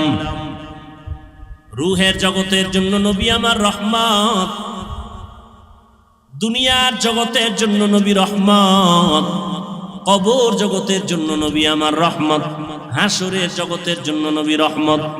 দুনিয়ার জগতের জন্য নবী কিভাবে রহমত, এই বিষয়ে 2-4টা কথা আমি বলবো। রহমতের নবী এমন এক সময় জমিনের মধ্যে পদার্পণ করলেন মক্কা নগরীতে, আরব দেশের ভেতরে, যেই সময় মক্কার মানুষের মতো চরিত্রহীন লম্পট জমিনের মধ্যে আর কোথাও কোনো মানুষ ছিল না। মক্কার মানুষ বড় খারাপ মানুষ, এতটাই চরিত্রহীন। ভালো করে খেয়াল করেন, এতটাই চরিত্রহীন ওই মক্কার মানুষ, নারী আর পুরুষ উলঙ্গ হইয়া বাইতুল্লাহর চারপাশে তাওয়াফ করে। তারা কাপড় পরে যায় না, কারণ এই কাপড় দ্বারা ভিন্ন জায়গায় গিয়া গুনাহ করছে। এই গুনাহযুক্ত কাপড় নিয়ে বাইতুল্লাহর কাছে যাবে না, এরা বাইতুল্লাহকে সম্মান করে। কিন্তু চরিত্র এতটাই দুর্বল, এরা নারীদের পছন্দ করে না। কন্যা ঘরে আসলে বাবা পর্যন্ত বেজার হয়ে যায়, বাবা লজ্জায় পড়ে ওই কন্যা সন্তানটাকে জ্যান্ত গলা টিপে হত্যা করে। এতটাই জালেম, এতটাই জুলুম চলতেছিল। জুলুমের সমাজ, এমন এক জায়গা চতুর্মুখী নাপাক আর নাপাক আর নাপাক। এই অবস্থায় এমন একজন রহমতের নবী মক্কা নগরীর মাঝে আল্লাহ পাঠাইছেন। রহমতের নবী আসছেন, আসা মাত্র জমিনের মধ্যে পরিবর্তনের হাওয়া শুরু হয়ে গেল। প্রশ্ন এখন জটিল, মক্কার মানুষ এত কেন খারাপ হলো, অন্য এলাকার মানুষ কেন খারাপ হলো না? সিরিয়ার মানুষ এত খারাপ কেন না, মক্কার মানুষ এত খারাপ কেন? অথচ এখানে তো লক্ষ লক্ষ নবী আসছেন, সব নবীরা বাইতুল্লাহ তাওয়াফ করছেন। আদম আলাইহিস সালাম ভারতের চরণদ্বীপ থেকে আল্লাহর ঘর জিয়ারতের জন্য 40 বার পায়ে হেঁটে গেছেন, হাইটা হাইটা গিয়া বাইতুল্লাহ জিয়ারত করেছেন আদম নবী। আদম আলাইহিস সালাম, নূহ আলাইহিস সালাম এই জমিনের মধ্যে কদম রেখেছেন। আমাদের আকীদা বিশ্বাস, যেখানে আজান হয়, কোরআন তেলাওয়াত হয়, যেখানে দ্বীনের কথা হয়, আলেম ওলামা আসে, ওই জায়গাটা বরকতপূর্ণ হয়, ঠিক নি? মক্কার জমিনের মধ্যে সব নবীরা আসছেন, বাইতুল্লাহ তাওয়াফ করছেন, জায়গাটা বড় বরকতের জায়গা। এখানের মানুষ অন্য দিকের তুলনায় একটু কম খারাপ হবে।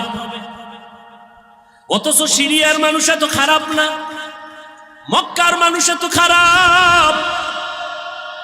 আবার এমন একটা জায়গা যেখানে আল্লাহ পৃথিবী নামক গ্রহ বানাইয়া প্রথম আল্লাহ একটা ঘর বানাইলেন, বাইতুল্লাহ। ইন্না আউওয়ালা বাইতিন উযিআ লিন-নাস লাল্লাযী বিবাক্কাতা মুবারাকাও ওয়া হুদা মুবারাকাও ওয়া হুদাল লিল আলামিন।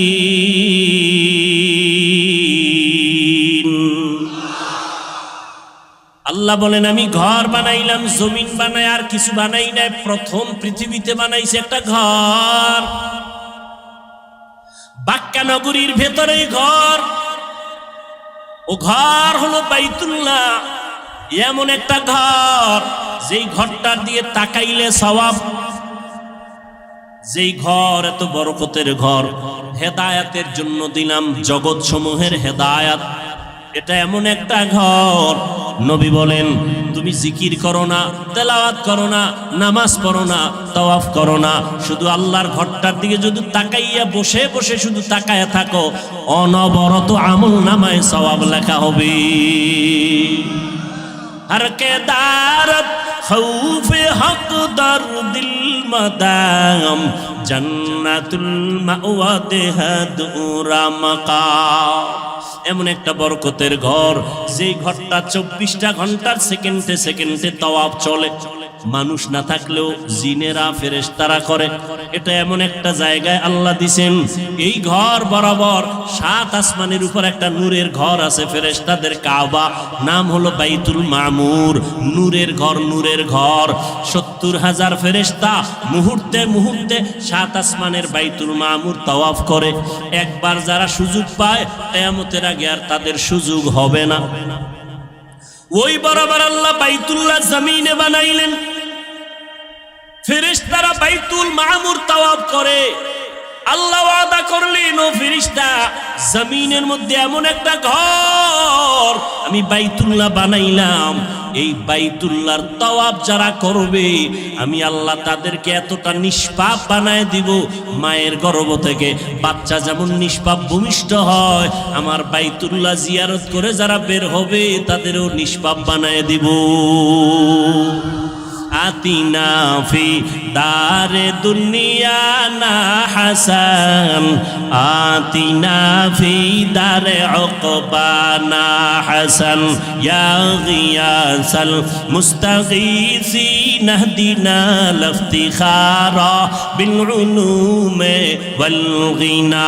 হর গরিদে নেকো তু তৈয়ার হ্যায়, जो न मांगे उससे तू बेजार है। খারাপ লাগে আপনাদের? আর একটু সামনে আগাবো। মা বাবার জন্য, দেশের জন্য, কবরওয়ালাদের জন্য একটু দোয়া করে যাবেন, এই মন মানসিকতা আছে না? ঘুমে ধরছে? আর বাঙালি কি ঘুমায়নি? তো মোবাইল যেদিন থেকে আসছে ওদিন থেকে ঘুম বিদায় হয়ে গেছে। আমরা মোনাজাত ধরি বইয়া, মোবাইলওয়ালারা মোনাজাত ধরে রাতে বিছানায় শুইয়া। সারা রাত মোবাইলের ডিউটি, কবিরা গুনাহ করে চেহারাটা কার্টুন হয়ে গেছে। এরে যুবক, আল্লাহর কসম করে বলি, ভালো করে লিখে রেখো রে যুবক, এই দুনিয়ায় যত বন্ধু পেয়েছো সব বন্ধু স্বার্থপর। একমাত্র দুনিয়ার জমিনে তোমাদের নিঃস্বার্থ বন্ধু উলামায়ে কেরাম ছাড়া আর কেউ নাই। আছে যারা তোমাকে ভালোবাসে, ছায়া দেয়, স্বার্থ আছে, আঘাত লাগবে সদস্য পদের নাম কাটবে না, কল্লাটা কেটে ফেলবে। কিন্তু আমরা উলামায়ে কেরাম তোমাদের এত আপন, আমাদের কি পরিমাণ গালাগালি করো তাও আমরা জানি, আমাদের বিরুদ্ধে কি পরিমাণ ফেসবুকে লেখো তাও আমরা জানি। এরপর একটা গালি দেই না, কলিজা দিয়া দোয়া করি, ও দয়ার মালিক আমার কলিজার যুবকদের তুমি দিনের খাদেম বানায় দাও। কারণ নবীজিও যুবকদের জন্য বড় দোয়া করেছেন।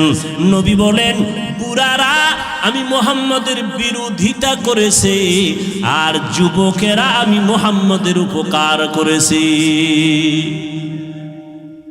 আবু জাহিল নবীর বন্ধু না দুশমন? বুড়া। কি আবু লাহাব নবীর দুশমন বুড়া, আবু তালিব নবীর দুশমন বুড়া।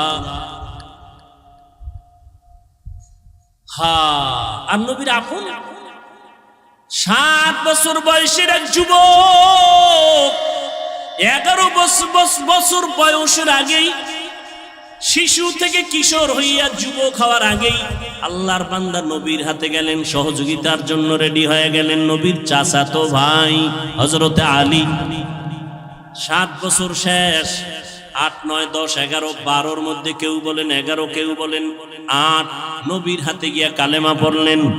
এতদিন ছিল আলী নবীর চাচাতো ভাই, এখন আলী নবীর একজন সাহাবী। কিছুদিন পরে হবেন কি হবে? জামাতা হয়ে যাবেন। যুবক নবীর শক্তি দিয়া নবীর কাছে গিয়া সাহায্যের হাত বাড়াইলেন। আব্দুল্লাহ ইবনে মাসউদ বকরির রাখাল, ময়দানে বকরি চড়ায়, রহমতের নবীকে দেখে রাস্তার পার্শ্ব দিয়ে হেঁটে যায়। নবীর পেটে ক্ষুধা লাগছে, আবু বকর সিদ্দিক নবীর সাথে আছেন। কেমন একজন নবী পাইলে রে বাবা, চিনলা না? ও কুষ্টিয়ার মুসলমান, তুমিও মুসলমান, আমিও মুসলমান, তোমার আমার আল্লাহ এক, তোমার নবী আমার নবী এক, তোমার ধর্ম আমার ধর্ম এক, তোমার কালেমা আমার কালেমা এক, তোমার কোরআন আমার কোরআন এক, তোমার কাবা আমার কাবা। কিন্তু দুঃখ, আমি আজকে টুপি মাথায় না দিলে ভালো লাগে না, টুপি ফেলতে চাই না। আর তোমারে পাও ধইরা ধইরা বিনয়ের সাথে বয়ান করি টুপি পরার জন্য, টুপি মাথায় দিতেই চাও না। আমি নামাজ ছাড়তে চাই না, আর তোমার পায়ে ধরে ধরে বিনয়ের সাথে নামাজের বয়ান করি, তুমি নামাজ পড়তেই চাও না। অথচ তুমিও মুসলমান, আমিও মুসলমান, তোমার আল্লাহ এক, আমার আল্লাহ, তোমার নবী আমার নবী এক, তোমার কাবা আমার কাবা এক। তুমি আজ আমি মসজিদে না ঢুকলে লজ্জা পাই, আর তুমি মসজিদে ঢুকতে গেলে লজ্জা পাও। আমি পর্দা না করলে লজ্জা পাই, তুমি পর্দা করতে গেলে লজ্জা পাও। আমি টুপি ফেলতে চাই না, তুমি টুপি দিতে চাও না। আমি দাড়ি কাটতে চাই না, তোমারে পাও দইরা বয়ান করার পরেও তুমি দাড়ি রাখতে চাও না। কারণটা কি রে বাবা? অথচ তোমার আল্লাহ এক, আমার নবী এক, তোমার কাবা আমার কাবা এক, সব এক, দুনিয়াতে আসছি এক। আবার যেদিন বিদায়ের আওয়াজ হবে, আমি হাফিজুর রহমানেরও 3টা কাফন, তোমারও 3টা কাফন হবে। পীর সাহেবের জন্য একটা কাফন কেউ বাড়াইয়াও দিবে না, এমপি মারা গেলে কাফন বাড়াবে না, রিক্সার ড্রাইভার মরে গেলে গরিবের কারণে একটা কাফন কেউ কমাইয়াও দিবে না। সবার বেলায় 3টা কাফন, কালার হবে আলাদা। কি যারা আলিয়ায় ভরে তাদের কালার একরকম, যারা কওমিতে ভরে তাদের কালার আর একরকম, সব এক। 3টা সাদা কাপড়ের প্যাকেট যখন হবে, কে পীর, কে মুরিদ, কে আলেম, কে মূর্খ, কে ইমাম, কে মুক্তাদি লেখা থাকবে, সব একাকার হয়ে গেছে। কবরে রাখার পর প্রশ্ন হবে 3টা। কয়টা? আমাকেও যেই প্রশ্ন করা হবে, আপনাদেরও সে একই প্রশ্ন করা হবে। রবের পরিচয় দাও, ধর্মের পরিচয় দাও, রহমাতুল্লিল আলামিনের পরিচয় দাও। আমাকেও প্রশ্ন যা করবে, আপনাদেরও সেই একই প্রশ্ন করা হবে। ও আল্লাহর বান্দারা, কেমন একজন নবী পাইলেন, ওই নবীর জন্য একটু মায়া হলো না রে বাবা?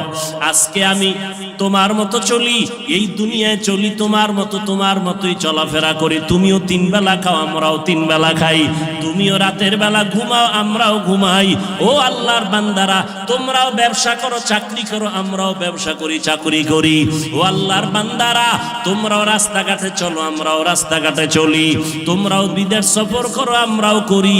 কই ও আল্লাহর বান্দা, একই দেশে বসবাস করি, একই হাওয়া বাতাসে চলি, একই খানা খাই, কিন্তু আজকে তুমি মুসলমান, আমি মুসলমান, এক আল্লাহর গোলাম হইয়া কেন তুমি নবী মানো না?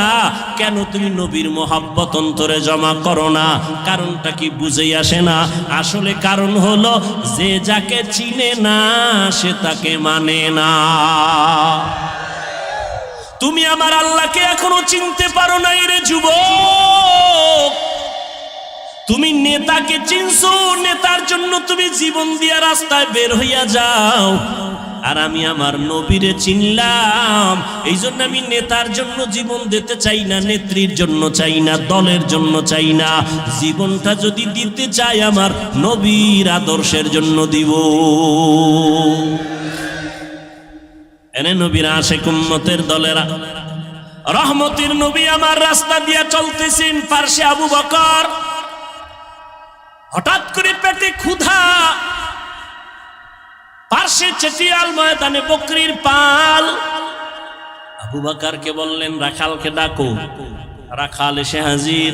এই রাখাল, আমাদের পেটে ক্ষুধা, তোমার এমন একটা বকরি আমগো দেও, একটু দুধ পান করবো আমরা দহন করিয়া। রাখাল কয় এই বকরির মালিক আমি না, অতএব আমি দিতে পারুম না। এবার নবী কয় রাখাল শোনো, আচ্ছা ঠিক আছে, তাহলে দুধওয়ালা বকরি দেওয়া লাগবে না, এমন একটা বকরি দাও যেই বকরিটা মৃত্যু পর্যন্ত দুধ দিবে না। এরকম বকরি আছে না, দুধ দেয় না, এমন একটা বকরি দাও। রাখাল বলে এই যে একটা বকরি আছে এটা নেন, এর থেকে জীবনে দুধ আসবে না। রহমতের নবী বলে আবু বকর দাঁড়ান। নবী যেই বকরির থেকে জীবনে দুধ আসবে না বলিয়া রাখাল দিল, রহমতের নবী ওই বকরির হাত দিলেন ওলানের ভেতরে, সাথে সাথে দুধ আসলো। নবী পান করলেন, আবু বকর করলেন, রাখালেরও করাইলেন। করানোর পরে কয় রাখাল বকরিটারে আবার পালের মধ্যে দিয়া দাও। রাখাল দেওয়ার পরে যেই বকরি জীবনে দুধ দিবে না, এই লোকটা কে যার হাত লাগা মাত্র দুধ আসলো? এতক্ষণ চিনে নাই, এতক্ষণ। ও ভাই, আমি রাস্তা দিয়ে হেঁটে আসতেছি, যে চিনে না হে ধাক্কা দিছে, হুজুর সরেন। যখন টের পাইছে আমি চেয়ারে বসার পরে, এবার আর উঠাছি নিতা। এজন্য যে যাকে চিনে না সে তাকে মানে না, যে যাকে চিনে তাকে মানার মতো মানে। বলে কেমন কয় জীবন দিতে রেডি। রাখাল এতক্ষণ চিনে না এই ব্যক্তি কি। যখনই দেখলো একটা বকরি জীবনে দুধ দিবে না, ওই বান্দার হাতটা দেওয়া মাত্র বকরি দুধ দিল, চিনে ফেললো এটা সাধারণ কোনো মানুষ না, এটা পাওয়ারওয়ালা মানুষ। এই পাওয়ার আমার মধ্যে নাই। এই পাওয়ারের নাম হলো মুআজিজা। এই পাওয়ারের নাম কি? নবীদের বেলায় হলে মুআজিজা, ওলিয়া উলিয়াদের বেলায় হলে হবে কারামত। ভালো করে মনে রাখবেন, যেটা কখনো সম্ভব না, এইরকম কিছু অসম্ভব আল্লাহ যদি সম্ভব করেন, এটাকে আশ্চর্য ধরনের বলা হয়, অলৌকিক পাওয়ার বলে। এটা আল্লাহ ডাইরেক্ট আসমান থেকে জমিনে আইসা করবেন না, এটা কোনো ব্যক্তির মাধ্যমে করবেন। গাছ কথা বলতে পারে না, একজনে প্রশ্ন করে কথা বলা শুরু হয়ে গেল, এটা তো সম্ভব না। আমার আল্লাহর দ্বারা সম্ভব। সব অসম্ভবকে সম্ভব করতে পারেন কে?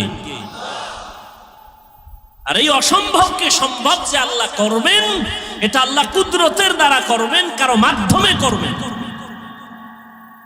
নদীর মধ্যে দীর্ঘ বছর পানি নাই, শুকাইয়া গেছে নদী। একজন ব্যক্তির কাছে এলাকার মানুষ আইসা কয় আমগো নদীতে পানি নাই। লোকটা বড় একজন আল্লাহর প্রিয় বান্দা, তিনি একটা চিঠি লেখলেন। চিঠির মধ্যে কি লেখছেন তিনি জানেন আর আল্লাহ জানেন। তিনি কয় এই চিঠিটা নদীর মধ্যে ফেলে দাও।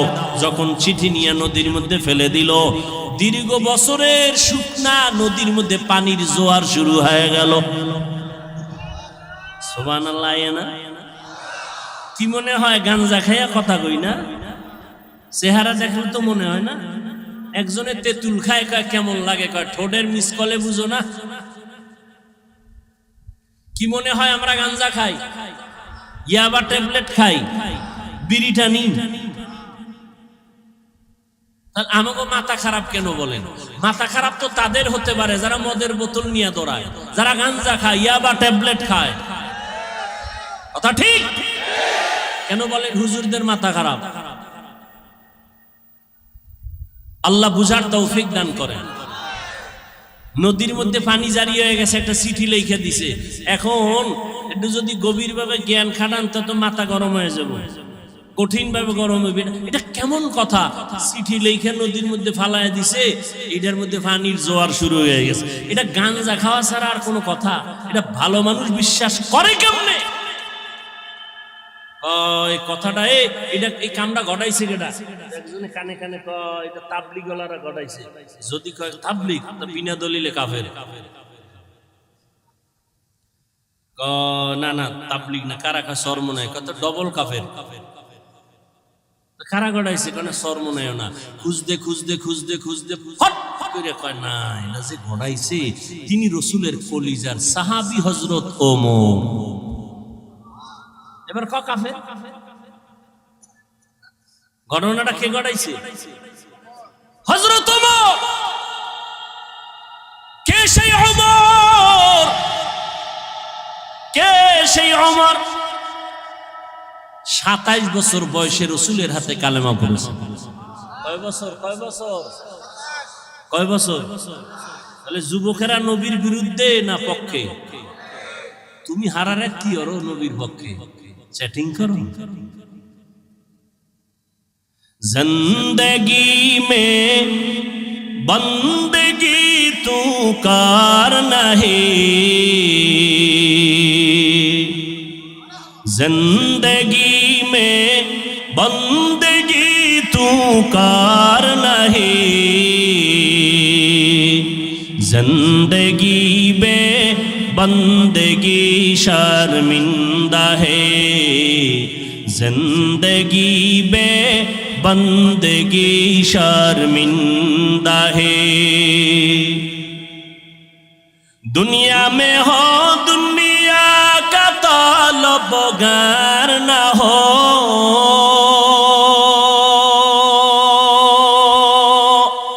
बाजार से गुजर हो खरीदार न हो, दुनिया में हो दुनिया का तलबगार न हो, बाजार से गुजर हो खरीदार न हो। ये दुनिया एक मिसले कागज फूल है, ये दुनिया एक मिसले कागज फूल है, जिंदगी में बंदगी तू कार नहीं, जिंदगी में बंदगी तू कार नहीं, जिंदगी में बंदगी शर्मिंदा है, जिंदगी में बंदगी शर्मिंदा है, जिंदगी में बंदगी कुन बंदगी, जिंदगी में बंदगी शर्मिंदगी। वमा अरसलनाका इल्ला रहमतन लिल आलामीन।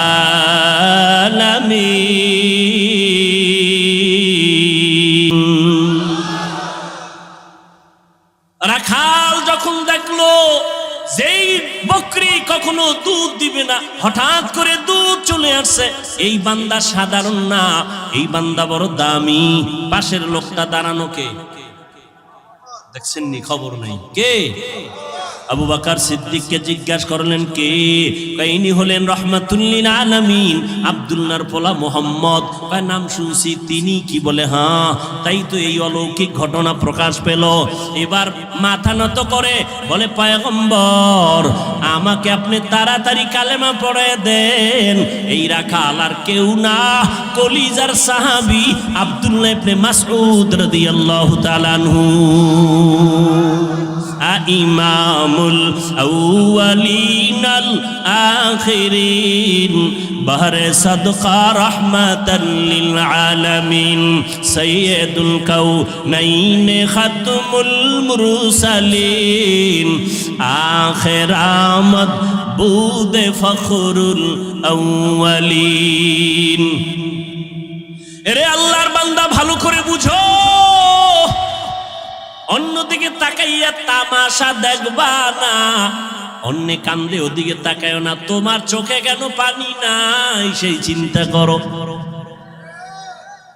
একজনে আল্লাহর মোহাব্বতে চিৎকার দেয়, তোমার মধ্যে সেই জালজালা কেন হয় না? ওরে আগুন লাগলে তো শরীরটা গরম হবে, এটাই তো স্বাভাবিক।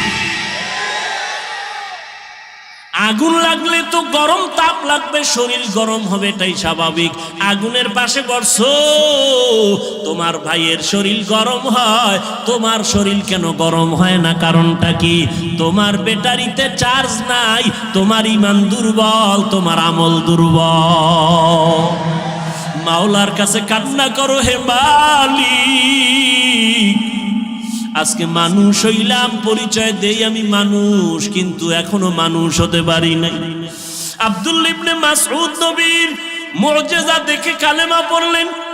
ওমরের মতো বান্দা নবীর কল্লা কাটতে আসিয়া 27 বছরের নবীর হাতে কালেমা বললেন। ও নবীর আশেকের দল, আজকে তাবলীগওয়ালারা বয়ান করে, পীর সাহেবরা বয়ান করে, জুমার দিন খতিব সাহেবরা বয়ান করে। আমার মায়ার নবী মক্কা নগরীতে আসছেন এমন একটা জায়গায়, এত দামি জায়গা কেন না পাক? এর একমাত্র কারণ এই মানুষগুলো এত খারাপ হইল কেন? যেই জমিনে এত নবী আসলো, এত দামি ঘর হইল, এই মানুষগুলো অন্য জায়গার থেকে একটু ভালো হওয়ার কথা, এরা খারাপ কেন? এর যতটা জবাব আছে এর মধ্যে শ্রেষ্ঠ জবাব হলো এরা আল্লাহর নবী আসার আগ পর্যন্ত এরা মুরব্বি হারা ছিল, এই জন্য দিক বেদিক হয়ে গেছে। ঈসা নবী চলে গেলেন, মাঝখানে কোনো নবী নাই, কোনো মুরব্বি নাই। যারাও ছিল নবীর স্থলাভিষিক্ত, এরা দুনিয়ার লোভে পইরা ডান বাম হয়ে গেছে। হালালটারে হারাম কয়, হারামটাকে হালাল বলে। রোহবান এই সমস্ত ইহুদি আর খ্রিস্টানদের যারা নামদারি আলেম ছিল, এরা টাকা খাইয়া দুনিয়ার লোভে বিধানটাকে ডান বাম করে দিল। মানুষগুলো মূর্তি পূজায় লিপ্ত হয়ে গেল। যেই বাইতুল্লাহ এত দামি ঘর, ওই বাইতুল্লাহর ভেতরে 360টা মূর্তি ভেতরে টানানো। কয়টা? 360টা মূর্তি। এই খেয়াল করো ভালো করে, নবী আইসা নামাজ যখন শুরু করছে, বাইতুল্লাহর পাশে নামাজ পড়ছে, মূর্তি ছিল না? মক্কা বিজয়ের আগে তো মূর্তি নামায় নাই। মূর্তি ভেতরে 360টা মূর্তি। মায়ার নবী আল্লাহর মুহাব্বত নিয়ে নামাজ পড়তেছেন। প্রথম কিবলা বাইতুল মুকাদ্দাসের দিকে ফিরিয়া মদিনায় যাইয়াও আমার নবী ওই 16 মাস দীর্ঘ বছর পর্যন্ত বাইতুল মাকদিসে নামাজ পড়ছেন, কিন্তু নবীর দিলের তামান্না বাইতুল্লাহর দিকে ফিরিয়া নামাজ পড়বেন। মদিনার থেকে দক্ষিণ দিকে হলো বাইতুল্লাহ, ওদিকে ফিরিয়া কখন পড়বেন? নবীর মনে চায়। এত বছর নবী বাইতুল্লাহর দিকে ফিরতে পারে না, কিন্তু দিল কাঁদে বাইতুল্লাহর দিকে ফিরবে। নবী নামাজে দাঁড়াইলেন, রুকুর হালাতে জিব্রাইল আমিন আইসা কয়, নবী এবার আপনি বাইতুল মাকদিস থেকে ফিরিয়া বাইতুল্লাহর দিকে হয়ে যান। জিব্রাইল ঘুরাইয়া দিল। নামাজ 4 রাকাতের মাঝখানে 2 রাকাতে ওই মসজিদকে মসজিদে কিবলাতাইন বলে, মদিনাতুল মুনাওয়ারার পাশে। ও নবীর আশিকের দল, এই মক্কার মানুষ খারাপ হওয়ার প্রধান কারণ এরা মুরব্বি পায় নাই। আল্লাহর কসম একবার, আল্লাহর কসম 2 বার, আল্লাহর কসম 3 বার, ওয়াল্লাহি বিল্লাহি তাল্লাহি, যতদিন পর্যন্ত এই জাতি মুরব্বি মানবে না, ততদিন পর্যন্ত এই জাতির কপালে শান্তি আসবে না। বর্তমান দুনিয়ায় এই উম্মতের মুরব্বি একমাত্র উলামায়ে আহলে হক। এদের বিরুদ্ধে যদি যায়, এদের পতন হবে মরার আগে, সেদিন বেশি দূরে না। আর যদি আলেমদের মানিয়া চলে, আল্লাহ পাক শান্তির দরওয়াজা খুলে দিবে। মক্কার মানুষ এত খারাপ কেন? এরা মুরব্বি নাই, মুরব্বি মানে না, মুরব্বিদের উল্টাপাল্টা করে ফেলছে। এই জন্য আল্লাহর মুহাব্বত এখান থেকে শিক্ষা নাও। নবী আসলেন, মুরব্বি উম্মত পেয়ে গেল। নবী এখন মুরব্বি হইয়া উম্মতের ডাক্তার, চিকিৎসা করতেছেন। উম্মতের সুন্দর চিকিৎসা করার জন্য প্রধান কারণ হলো, প্রথম কাজ হলো সুন্দর ব্যবহার। নবী এমন সুন্দর ব্যবহার দিয়েছেন, মক্কার মানুষ নবীর আশেক হয়ে গেল। দুশ্মনেরাও যদি গালি দেয়, কিন্তু পেছন থেকে নবীরে মোহাব্বত করে। যেই মুহাম্মদ এত সুন্দর ব্যবহার, 63 বছর হায়াতে আমার নবী একটা মিথ্যা মিথ্যা কথা জীবনে বলেন নাই। কেমন একজন নবী পেয়েছো যেই নবীর জীবনে কোনো মিথ্যা কথা নাই? এমন একজন নেতা পাইবানি যে মিছা কয় না? আছে? মোবাইলটা ঘরের মধ্যে কানে লাগায় ঘরে থাইকা ওকে আমি জমি নেই নাই, আছে না নাই? বর্তমান মিথ্যার ফ্যাক্টরি হলো মোবাইল। আল্লাহ মিথ্যা থেকে হেফাজত করেন। এমন মায়ার নবী আমার জীবনে একটা মিথ্যা কথা বলেন নাই। কেমন নবী আমার, যেই নবী কোনোদিন কাউকে একটা গালি পর্যন্ত দেন নাই। নবীর সামনে দাঁড়াইয়া কত দুশ্মন অকথ্য ভাষায় গালাগালি করে, আমার নবী গালি দিবেন দূরের কথা, কোনো গালির জবাব দেন নাই। ও কুষ্টিয়ার মুসলমান, আল্লাহর মোহাব্বত অন্তরে জমা করে নাও। শিক্ষিত এলাকার মানুষ আপনারা কুষ্টিয়ার বিশ্ববিদ্যালয় থেকে লেখাপড়া করে কত আলেম বের হইয়া উম্মতের দাওয়াত দেয়, দ্বীনে ইসলামের কাজ করে। ও কুষ্টিয়ার মুসলমান, ভালো করে বুঝো, কেমন নবীর আদর্শ পাইলা যে নবী একটা মিথ্যা কথা বলেন নাই। তুমি আমি কেন মিথ্যা বলবো ইচ্ছা করিয়া? কেমন নবী আমার আমার যেই নবী একটা গালি কাউকে দেন নাই, গালির জবাব দেন নাই। আরো আশ্চর্য কথা হলো, মায়ার নবী আমার কারো দিকে চোখ গরম করে কখনো তাকান নাই। নবী চোখ গরম করে তাকান নাই। কেমন মায়ার নবী আমার, নবীর এই উত্তম ব্যবহার দিয়া মক্কার মানুষগুলোকে এত দামি বানায় দিলেন। আল্লাহ এক পর্যায়ে জিব্রাইলের পাঠায় কয়, আমি লিস্টে দিয়া দিলাম, নবীর লিস্টি দিয়া দাও। লিস্টির মধ্যে যাদের নাম আছে নবী যেন ঘোষণা দিয়া দেয়, লিস্টির ভিতরে যাদের নাম তারা বিনা হিসাবে জান্নাতি। ও এলাকার মুসলমানেরা, ও যুবকেরা, ও বৃদ্ধ বাবাজি, ও পর্দার আড়ালের মা বোনেরা, সারা রাত যদি নবীর ইতিহাস বয়ান করি শেষ হবে না। নবী দুনিয়াতে আসার আগে নবীর গুণগান বিধর্মীয় পর্যন্ত গাইলো, শেষ করতে পারলো না। নবী আসছে, গুণগান চলছে, শেষ হয় না। নবী চলে গেলেন ১৫০০ বছরের বেশি হলো, এখনো নবীর গুণগান শেষ হয় না। বক্তাও শেষ করতে পারে না, লেখকেরা লেখাও শেষ করতে পারে না। কিয়ামত পর্যন্ত নবীর গুণগান বক্তারা বলবে, লেখক লেখবে, শেষ হবে না। কিয়ামতের দিনও নবীর প্রশংসা চলবে। এরে নবীর উম্মতেরা, ওই নবীর আদর্শ ধারণ করো। আমি কুষ্টিয়ার শিক্ষিত মুসলমানকে জিজ্ঞাসা করব, নবীর রেখে যাওয়া সুন্দর আদর্শ ছাড়া আর কারো কাছে ভালো আদর্শ আসেনি? থাকলে একজনে দাঁড়ায় বলো, হাফিজ ভাই, আমাদের কুষ্টিয়া এলাকার ভেতরে মোহাম্মদের আদর্শ ছাড়া আরো কিছু লোক আছে, তাদের আদর্শ মোহাম্মদেরটার থেকেও ভালো। আল্লাহর কসম, যদি ভালো আদর্শ দেখাইতে পারো, আমি মোহাম্মদেরটা নিব না, আমি তারটা নিব। কিন্তু পারছে কেউ? অনেকে অপচেষ্টা করেছিল। চেষ্টা না অপচেষ্টা? ব্যর্থ চেষ্টা করেছিল। আব্রাহাম লিঙ্কন আদর্শ দিল, জাতি গ্রহণ করে না।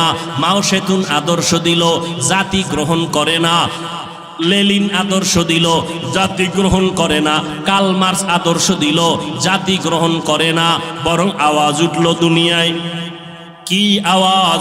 বলে, দুনিয়াতে যত আদর্শ গান শুনলাম, এক কথায় জবাব, দুনিয়ার সব আদর্শগুলো নাপাক, একমাত্র মদিনার নবীর আদর্শই হলো পাক। ও গো নবীর উম্মতেরা, হয়ে আজি দিশাহারা, কোরআন হাদিসের চলো যখন যাহা চায় মনে, নবী বিনে কে তরাবে পুলসিরাত মিজানে, নবী বিনে কে তরাবে পুলসিরাত মিজানে। ও আল্লাহর বান্দারা, তাহলে নবীর আদর্শ থেকে দামিয়ার আদর্শ কারো কাছে? সবাই একমত? দ্বিতীয় প্রশ্ন, নবীজির আদর্শ যে রেখে গেলেন মানবে কারা? হিন্দু, ইহুদি, খ্রিস্টান? সবাই একটু জিহ্বা নাড়ায় আল্লাহ সাক্ষী, ফেরেশতারা লিখবে, বলো নবীর আদর্শ মানবে কারা? কোন দেশের মুসলমান? সারা দুনিয়ার। শুধু কুষ্টিয়ার মুসলমান বাদ? হ্যাঁ, তাহলে নবীর আদর্শ হিন্দু মানবে না, বৌদ্ধরা মানবে না, ইহুদিরা মানবে না, খ্রিস্টানেরা মানবে না, তুমি মুসলমান মানবা। কিন্তু কই নবীর আদর্শে দাড়ি লম্বা হয় না কেন? নবীর আদর্শে টুপি মাথায় উঠে না কেন? নবীর আদর্শ মতো 5 বেলার নামাজ পড়ো না কেন? এটা কি শুধু হুজুরেরা করবে?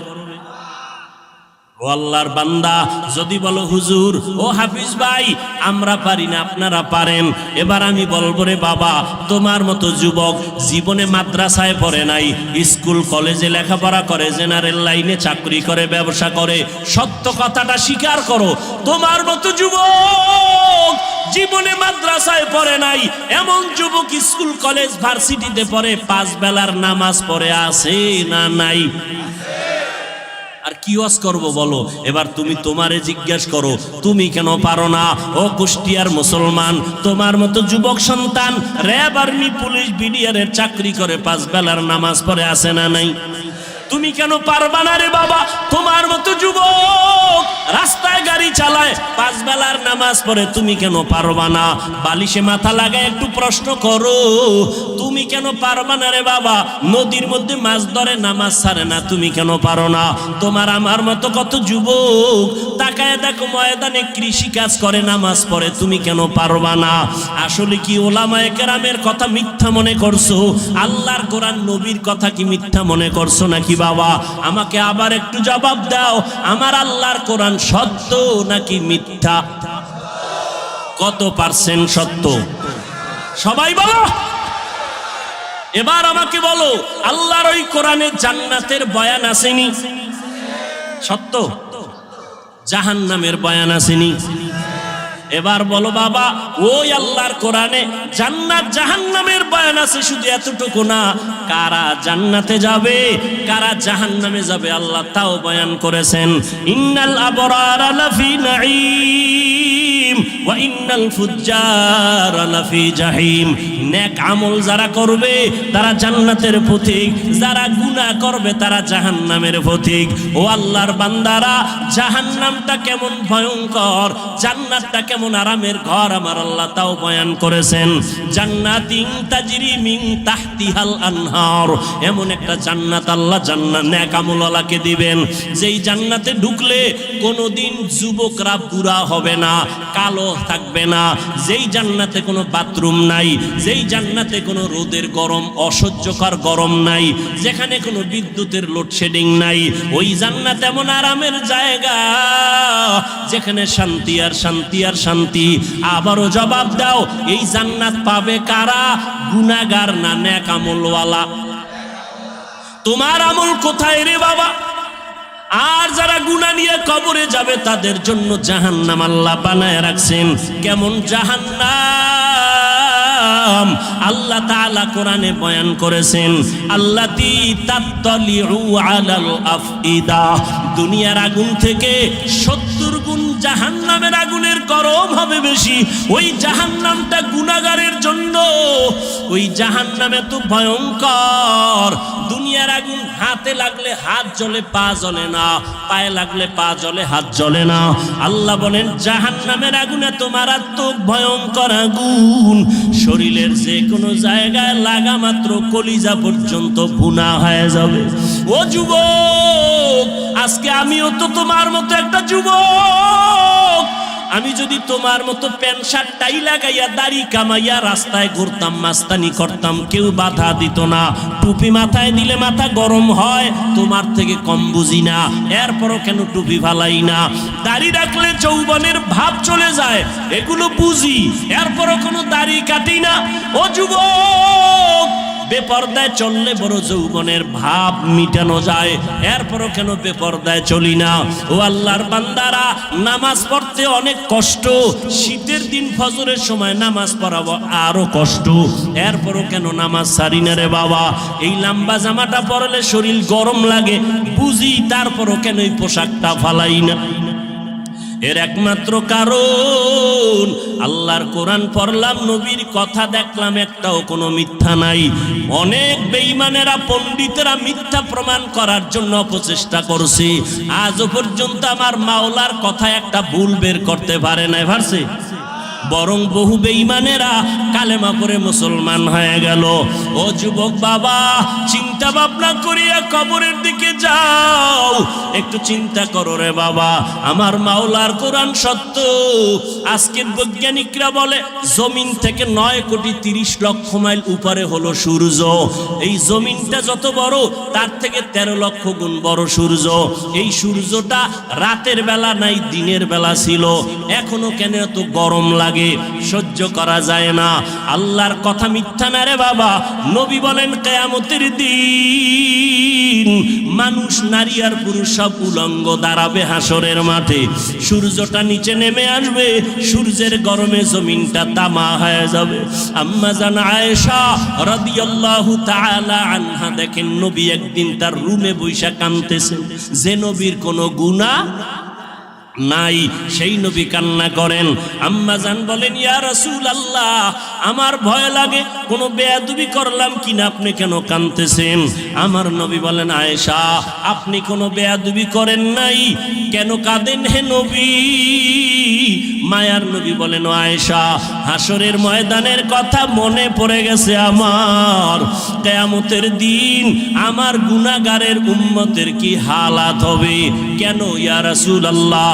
নবী বলেন, ও আয়েশা, কিয়ামতের ময়দানে নারী আর পুরুষ সব উলঙ্গ দাঁড়াবে।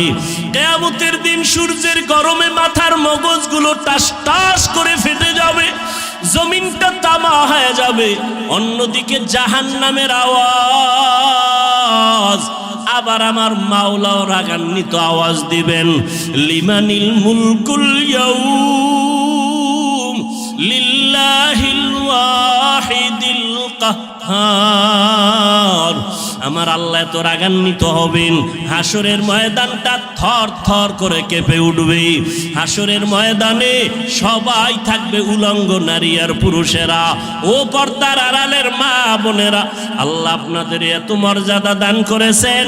আপনারা নবীদের মায়ের মতো মা, আপনারা আলেমদের মায়ের মতো মা, আপনাদের এত সম্মান। আপনারা খাদিজা রাদিয়াল্লাহু তাআলা আনহার মতো নারী, আপনারা আয়েশা রাদিয়াল্লাহু তাআলা আনহার মতো দামি নারী, আপনারা ফাতেমা রাদিয়াল্লাহু তাআলা আনহার মতো দামি নারী, ঈসা নবীর মা মারিয়াম আলাইহাস সালামের মতো দামি নারী।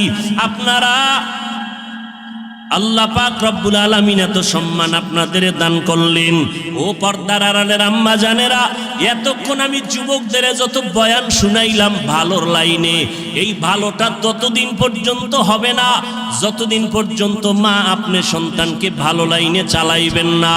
কারণ সন্তান ভালো লাইনে যাওয়ার পেছনে অবদান হলো মায়ের, কারণ সন্তান মাকে বেশি ফলো করিয়া চলে। এই জন্যই নবীও বলেছেন, এ দুনিয়ায় সব থেকে নারী নেককারিনী যারা আদর্শবান নারী বড় দামি সম্পদ। এরে আম্মা জান, আপনার সন্তানটাকে আপনি ডাক্তার বানাবেন, বাধা নাই। ইঞ্জিনিয়ার বানাবেন, বাধা নাই। প্রফেসর বানাবেন, বাধা নাই। ও যুবক, তুমি স্কুলে পড়ো, কলেজে পড়ো, ভার্সিটিতে পড়ো, বাধা নাই। আমি এতক্ষণ তোমাদের এত চিল্লাইয়া বয়ান শুনাইলাম, একবারও আমি বলি নাই তোমরা হুজুর হইয়া মাদ্রাসায় যাও। না বাবা, তুমি চাকরি করো, বাধা নাই। ব্যবসা করো, বাধা নাই। তুমি স্কুলে পড়ো, বাধা নাই। তুমি চাকরি করো, তুমি ভার্সিটিতে বড় কোনো বাধা নাই। তবে নবীর আদর্শ মানিয়া অন্ধকার কবরের দিকে রওনা হও। ডাক্তারও যদি হও, মা বাবার দোয়া নিয়ে চলিও, 5 বেলার নামাজ পড়িও, কপাল খুলে যাবে। ইঞ্জিনিয়ার যদি হও, ভালো আদর্শ নিয়ে মানুষের সাথে আচরণ ভালো করিও, কোরআন তেলাওয়াত করো, 5 ওয়াক্ত নামাজ পড়িও, জীবনের চাকা ঘুরে যাবে। ও আল্লাহর বান্দারা, আম্মা জান আয়েশা বলেন, ও নবী, কিয়ামতের ময়দানে ভয়ঙ্কর হালাত কেমন হবে? নবী চোখের পানি ছেড়ে কাঁদেন আর কয়, আয়েশা, নবীরা যাদের কোনো গুনাহ নাই সেই নবীরা পর্যন্ত কান্নায় বিভোর হয়ে যাবে। আদম নবী কান্না করবেন নিজেকে বাঁচাবার জন্য, মূসা নবী কান্না করবেন নিজেকে পরিত্রাণের জন্য, ইব্রাহিম নবী কান্না করবেন নিজেকে বাঁচাবার জন্য, মুক্তির জন্য, ঈসা নবী কান্না করবেন নিজেকে মুক্তি করার জন্য, উম্মতেরা যাবে সুপারিশের জন্য, আদম নবী তাড়ায় দিবেন, মুসা নবী তাড়ায় দিবেন। উম্মতের সুপারিশ করতে গিয়া ইব্রাহিম নবী বলবেন আমি পারবো না, নূহ আলাইহিস সালাম বলবেন আমি পারবো না। নবী বলেন ও আয়েশা জানো ওই কঠিন সময় উম্মতেরা এক একজন নবীর কাছে যাইয়া যখন দেখবে সুপারিশের কেউ নাই, উম্মতেরা পাগলের মতো করবে, সর্বশেষ ওরা আমি মুহাম্মদের কাছে দৌড়ানোর চেষ্টা করবে, আমাকে তালাশ করবে। আম্মা জান বলেন নবী আপনাকে হাসরের ময়দানে উম্মতেরা কোথায় পাবে?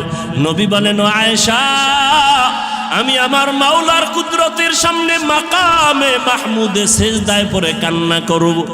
অন্য নবীরা নিজেকে বাঁচাবার কান্নায় বিভোর, আর আমি মুহাম্মদ একবারও আমার জন্য আমি কান্না করব না। আমি কান্না করে শুধু বারবার বলবো আল্লাহ আমার উম্মতেরে বাঁচাও, আমার উম্মতেরে বাঁচাও, আমার একটা উম্মত যেন জাহান্নামে না যায়। আমার আল্লাহ তখন বলবে নবী আপনি কাঁদবেন না, আপনার উম্মত গুলো ধরে ধরে বাছাই করে জান্নাতের ময়দানের দিকে নিয়ে যান। ও আয়েশা আমি তখন খুশি মনে আমার উম্মত গুলো ধরে ধরে জান্নাতের ময়দানের দিকে নেওয়া শুরু করব। আম্মা জান আয়েশা বলেন ইয়া রাসূলুল্লাহ কোটি কোটি কোটি মানুষের ভেতরে আপনার উম্মত গুলো চিনবেন কি করে? নবী বলেন ও আয়েশা যেই উম্মত দুনিয়াতে আমি মুহাম্মদের মহব্বতে ভরিয়া ওযু বানাইয়া 5 বেলার নামাজ যথাযথভাবে আদায় করবে, কিয়ামতের ময়দানে ওই ওযুর জায়গাগুলো নূরের আলোতে চমকাইতে থাকবে। আমি নবী দেখে দেখে উম্মতকে জান্নাতের দিকে নিয়ে যাব। ও কুষ্টিয়ার মুসলমান বাবারা, ও যুবক বৃদ্ধ বাবাজি, পর্দার আড়ালের মা বোনেরা, কিয়ামতের ময়দানে আল্লাহ না করুন যদি আল্লাহর নবীর সুপারিশের কাতারে দাঁড়াইতে না পারি, বেনামাজি হইয়া যদি দাঁড়াই, বেপরদার অবস্থা নিয়ে যদি দাঁড়াই, তওবা না করে গুনাহ নিয়ে যদি যাই, নবী তখন বলবে না তুমি আমার উম্মত না, আমি তোমার নবী না। আল্লাহ পাক বলবেন ও ফেরেশতা এই গুনাহগার বেনামাজি নাফরমানের জাহান্নামের হ্যান্ডকাপ লাগায় দাও। ও আল্লাহর বান্দারা সূর্যের গরম সইতে পারি না, গুনাহ নিয়ে কবরে গেলে হাসরের ময়দানে কেমনে জাহান্নামের আগুন সহ্য করব? একটু নিজের চিন্তা করো। আজকে তোমার ডানে বামে আমার ডানে বামে ভক্তবৃন্দের অভাব নাই, টাকা পয়সা বাড়ি গাড়ির অভাব নাই, মরিয়া গেলে সাদা কাফন ছাড়া কেউ নাই, অন্ধকার কবরে কেউ আমার আপন হইয়া যাবে না। অতএব এখনো সময় আছে, তওবা করে নাও, আল্লাহর মোহাব্বত নিয়ে উলামায়ে কেরামের পরামর্শ নিয়ে 5 ওয়াক্ত নামাজ পড়ো। এখনো সময় আছে, মনে মনে আমার আল্লাহকে ডাকো আর বলো হে মালিক জীবনে তো নামাজ কম সারি নাই, বেপরদায় কম চলি না, আজকে থেকে তওবা করলাম। আমার মতো যুবক স্কুল কলেজে পড়িয়া ব্যবসা করে চাকরি করে যদি নামাজ পড়ে আমি কেন পারবো না? আজকে থেকে নামাজ ছাড়বো না, বেপরদায় চলবো না, দাড়ি কাটবো না, মা বাবার সাথে বেয়াদবি করবো না, মুরব্বীদের সাথে বেয়াদবি করবো না, উলামায়ে কেরামের পরামর্শ নিয়া নবীর তরিকা মানিয়া চলবো, মা বাবার দোয়া নিয়া চলবো। তওবা করার মতো যদি নিয়ত হয়, অন্তরে যদি কোনো নেফাকি আর দুর্বলতা না থাকে, খাঁটি তওবা করার নিয়ত যাদের অন্তরে আছে, দুটো হাত আমার আল্লাহকে দেখাইয়া দাও। আয় আল্লাহ আমাদের হাতগুলো কবুল করে নেন, তওবা কবুল করে নেন, তওবার উপরে মজবুত হইয়া নবীজির আদর্শ মানিয়া উলামায়ে কেরামের পরামর্শে চলার তৌফিক দান করেন, আমিন। আলহামদুলিল্লাহি রাব্বিল আলামিন, والصلاة والسلام على سيد الأنبياء والمرسلين وعلى آله وأصحابه أجمعين يا أرحم الراحمين يا أرحم الراحمين يا أرحم الراحمين رب ارحمهما كما ربياني صغيرا اللهم إنك عفو كريم تحب العفو فاعف عنا اللهم إنا نسألك رضاك والجنة ونعوذ بك من سخطك والنار ও দয়ার মালিক কুদরতের নজর দিয়ে দেখেন ওলামায়ে কেরাম মুরব্বি হাজী সাহেব কত ব্যবসায়ী চাকরিজীবী কত ছাত্র ভাই যুবক ভাই পর্দার আড়ালের মা বোনেরা হাত তুলেছেন আয় আল্লাহ আমরা সবাই গুনাহগার জাহান্নামের আসামি তওবার নিয়তে হাত তুলেছি জীবনে হাতের দ্বারা কত গুনাহ করেছি চোখের দ্বারা কত গুনাহ করলাম জবানে গুনাহ করলাম কত নামাজ ছাড়লাম বেপরদায় চললাম আজকে থেকে তওবা করলাম আর নামাজ ছাড়ব না রে আল্লাহ আয় আল্লাহর গুনাহ করব না আয় আল্লাহ মা বাবার সাথে বেয়াদবি করব না উলামায়ে কেরামের পরামর্শ নিয়ে নবীর তরিকা মেনে চলব রে আল্লাহ আমাদের তওবা কবুল করে নেন আয় আল্লাহ জীবনের সব গুনাহগুলো মাফ করে দেন আল্লাহ মাহফিল কবুল করে নেন আয়োজনকারী সহযোগিতাকারীদের কবুল করে নেন আয় আল্লাহ মেহেরবানি করে আমাদের সকলের তওবা কবুল করে নেন তওবার উপরে মজবুত হইয়া চলার মতো তৌফিক দান করেন আল্লাহ আয় আল্লাহ কুষ্টিয়ার জমিনের দিয়ে তাকায় দেখেন আপনার বান্দারা দীর্ঘ টাইম খোলা আকাশের নিচে